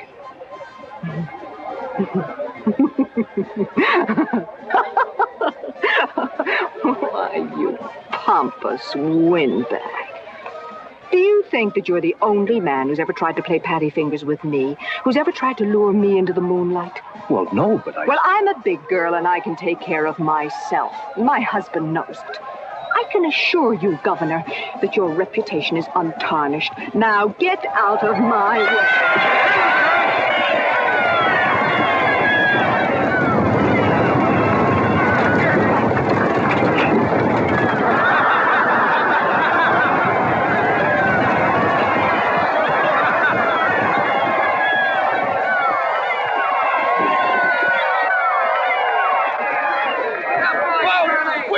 Ourselves a winner, Curly Fletcher! Muzzles up, Curly! Give me the egg. Disqualified. Here you go, Curly. GW, you'll never believe what happened over there. What? You smell of beer. Well, naturally, I'm drinking beer. Ladies and gentlemen, the next event will be a contest between the two bronco-busting champions of our territory. Remember the year I rode in that event? Wore your garters to hold up my sleeves? We had a bet, and I won it. George Washington McLintock, you are a very crude man. Well, I guess so, but that was a rough horse, like to jarred my insides loose. But it was worth it. 3 beers.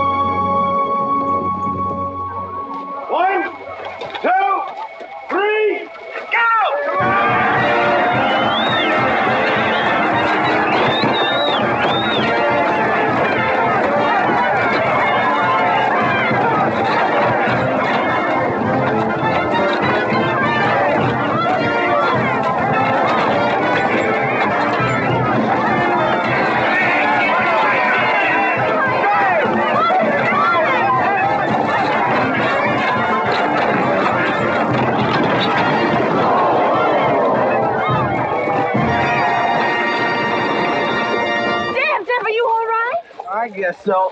Nothing busted but my pride. Well, that ought to even things up, Farmer. For what? Well, that sore nose you gave me the other day. Well, that ain't what's sore on him.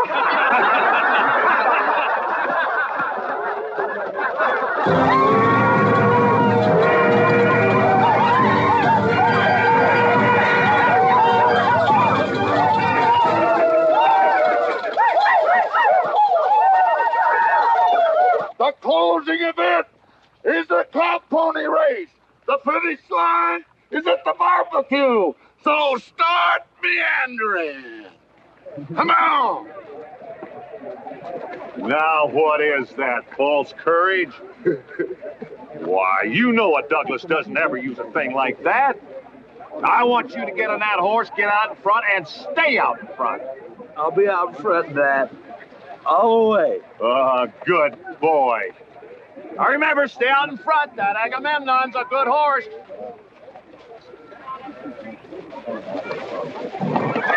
Oh, Agamemnon.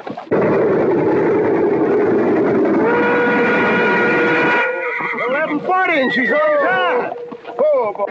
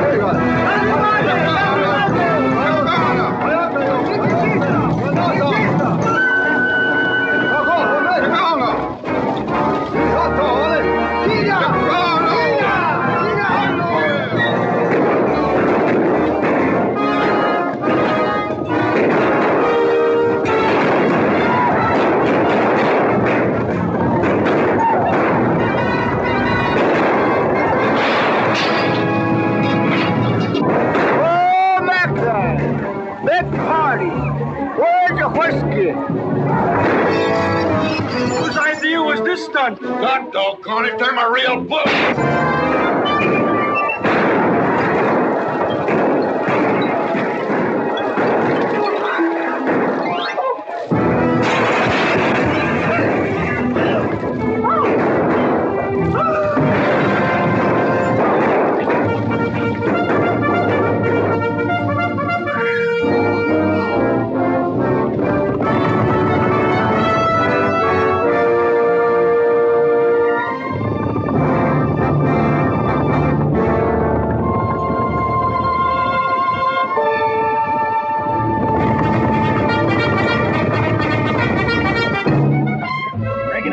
Excitement you'd want for one 4th of July, eh? Puma finally got his way, but I reckon he's riding out his last war party. We won't get very far. But one thing still has me puzzled. Where did they get the guns? I was wondering the same thing. My kidney's been bothering me. Bunny? GW.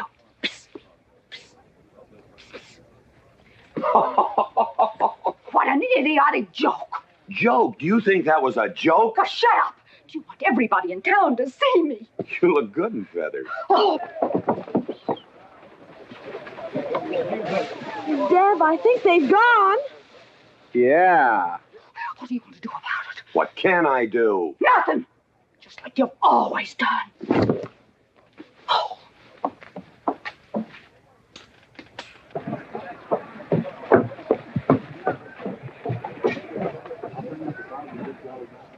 How long, GW? How long what? Catherine. She's been riding herd on you for 2 years now. I'm a peaceable man. But my father used to say, you raise your voice, it doesn't do any good. It's time to raise your hand. Well, I've been planning to do something about it. I'll have another talk with her. Talk to her? Talk to her? Talking won't do any good. Becky, have you seen your... What's been happening around here? You've got hay all over you. Been some mighty sneaky goings-on here during that raid, Mr. McLintock. Who was it said only a trollop would kiss a man before they were formally engaged? Oh, but we are engaged, sir. You are? That is, with your permission. Well, you've got it. Oh, Mrs. Warren? I think it's wonderful. I guess this is the only engagement that ever started off of a spanking. Mm-hmm. I reckon Birnbaum is right. All right. Lord bless us, this is going to be a great day. Doggone it, folks. Let's don't let a little old Indian raid break up a good barbecue and a rodeo. The meat sound. Let's go. You contestants, get ready for the cow pony race.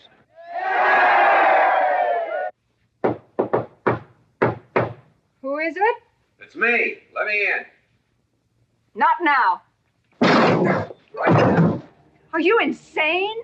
I want to talk to you. It'll have to wait.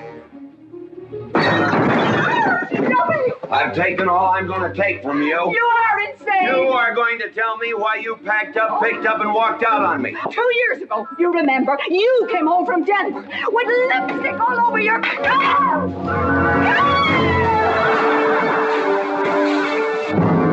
Lipstick on my collar. I've got the shirt to prove it. Who cares? Why, you think?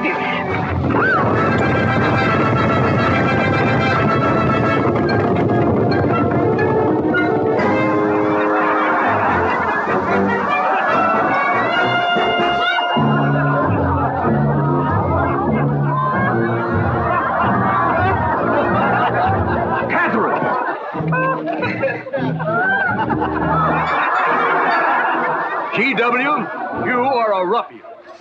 Cuthbert, you are right.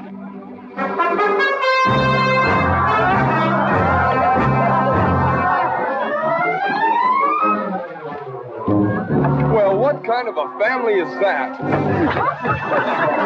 The best. And dangerous, son. Who won the race? Who cares, Big Art? History's being made.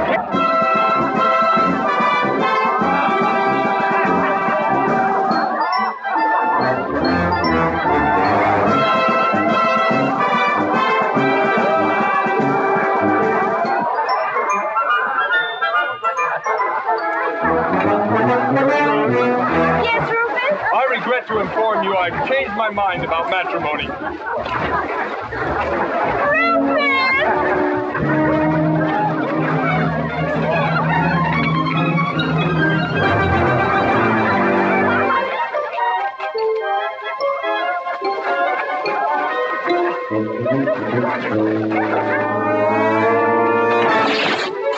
Hey, Mrs. McLintock!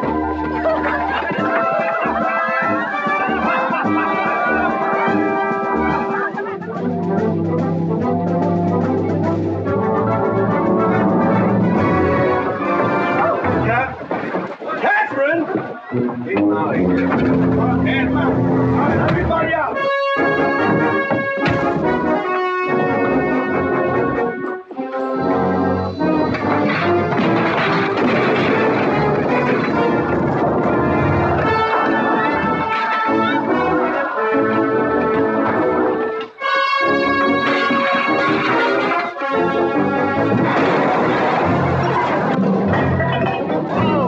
Looks like GW is buying out the whole store. I'm afraid you're right.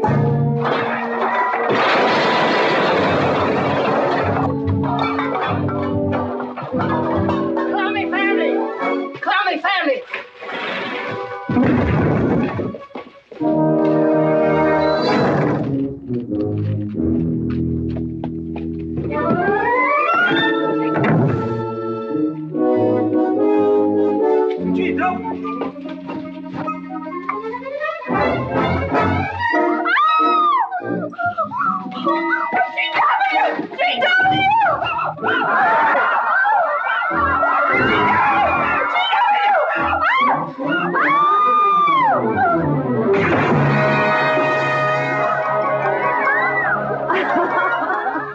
Oh, Mrs. McLintock, you're all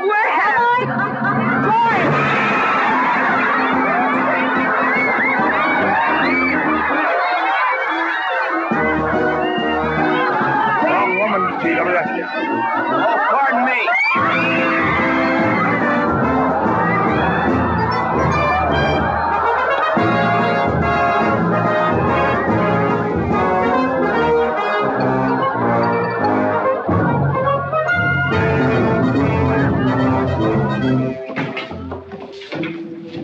Mrs. McLintock, you setting a new style?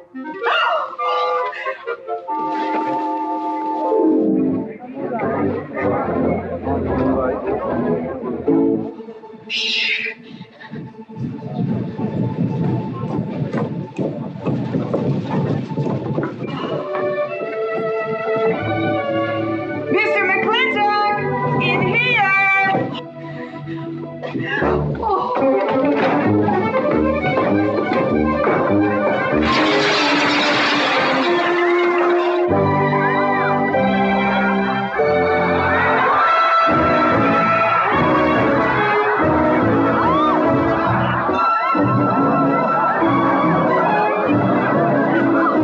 If I ever get through this humiliation, you'll rue the day you ever met me. Oh, belly aching, fight all you want. It won't do you any good. You've been digging those birds into me for 2 years. Now you're going to get your comeuppance. Thanks.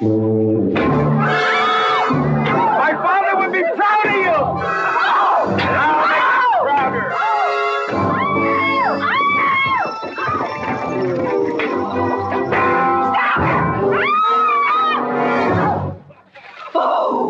Keep it. You may need it. Now get your divorce. Home. Don't spare the horse. Home. You heard me. Don't think you're going to get rid of me that easy. Yeah.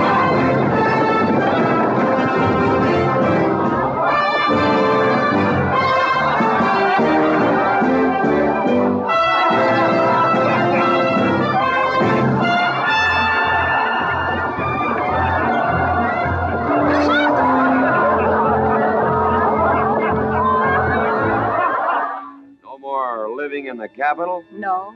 No more Newport in season? Nope. No more dancing at the governor's ball? No, GW. Happy day! 310 times without a miss. That's a record.